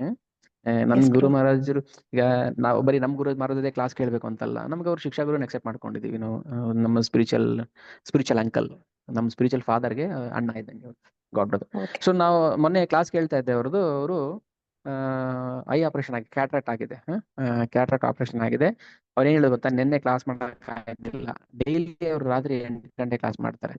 ಇವತ್ತು ಕ್ಲಾಸ್ ಆಗಿಲ್ಲ ಭಾಗವತಂ, ಯಾಕಂದ್ರೆ ನನಗೆ ಆಪರೇಷನ್ ಆಗಿತ್ತು, ಕಣ್ಣು ತುಂಬಾ ನೋವ್ತಾ ಇತ್ತು, ಅದಕ್ಕೆ ಮಾಡಿಲ್ಲ. ಅದಕ್ಕೆ ಇವತ್ತು ಸಾರಿ ಕೇಳ್ತೀನಿ. ನೆಕ್ಸ್ಟ್ ಡೇ ಕ್ಲಾಸ್ ಮಾಡಿದ್ರು. ಒಂದಿನ ವೆರಿ ರೆಸ್ಟ್ ಗುಡ್. ಅಷ್ಟೇ. ಅಂದ್ರೆ ಅರ್ಥ, ನೆನೇನು ಮಾಡ್ತಾ ಇದ್ದೆ ನಾನು, ನೆನೇನು ಕ್ಲಾಸ್ ಮಾಡ್ತಾ ಇದ್ದೆ, ಸ್ವಲ್ಪ ಪೇನ್ ತುಂಬಾ ಇತ್ತು ಅಂತ ಬ್ಲಾಕ್ ಗ್ಲಾಸ್ ಹಾಕೊಂಡು ಬಂದು ಕ್ಲಾಸ್ ಮಾಡಿದ್ರು. ನಾವು ಒಂದ್ ಸಣ್ಣ ಜ್ವರ ಬಂದ್ರೆ ಬರಲ್ಲ, ಕ್ಲಾಸ್ ಕೇಳಲ್ಲ. ಅಂದ್ರೆ ನಾವು ಅವ್ರು ಕಂಪೇರ್ ಮಾಡಿ ಮಾತಾಡ್ತಾ ಇಲ್ಲ, ಬಟ್ ಒಂದು ಸ್ಫೂರ್ತಿ ತಗೋಬೇಕು ಅವರಿಂದ. ಹೌದು, ಡೆಡಿಕೇಶನ್. ಯಾರೊಬ್ರು ಒಂದು ಮೊನ್ನೆ ರೀಸೆಂಟ್ ಆಗಿ ಅವ್ರದ್ದು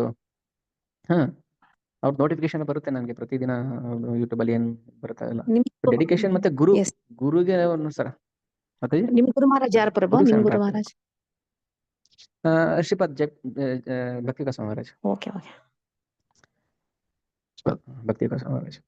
ಸೊ ನಾವು ಅದೇ ಇಬ್ರು ಫಾಲೋ ಮಾಡ್ತೀವಿ, ಎಲ್ರು ಫಾಲೋ ಮಾಡ್ತೀವಿ. ಬಟ್ ನನಗೆ ತುಂಬಾ ಅಂತ ಅಂದ್ರೆ ಜಯಪತಾಕ ಸ್ವಾಮಿ ಮಹಾರಾಜ್ ಅವ್ರ ಕ್ಲಾಸ್ ಕೇಳ್ತೀವಿ. ಹಂಗೆ ಅಂತಲ್ಲ, ನಮ್ ಗುರು ನಿಮ್ ಗುರು ಆತರ ಏನಿಲ್ಲ.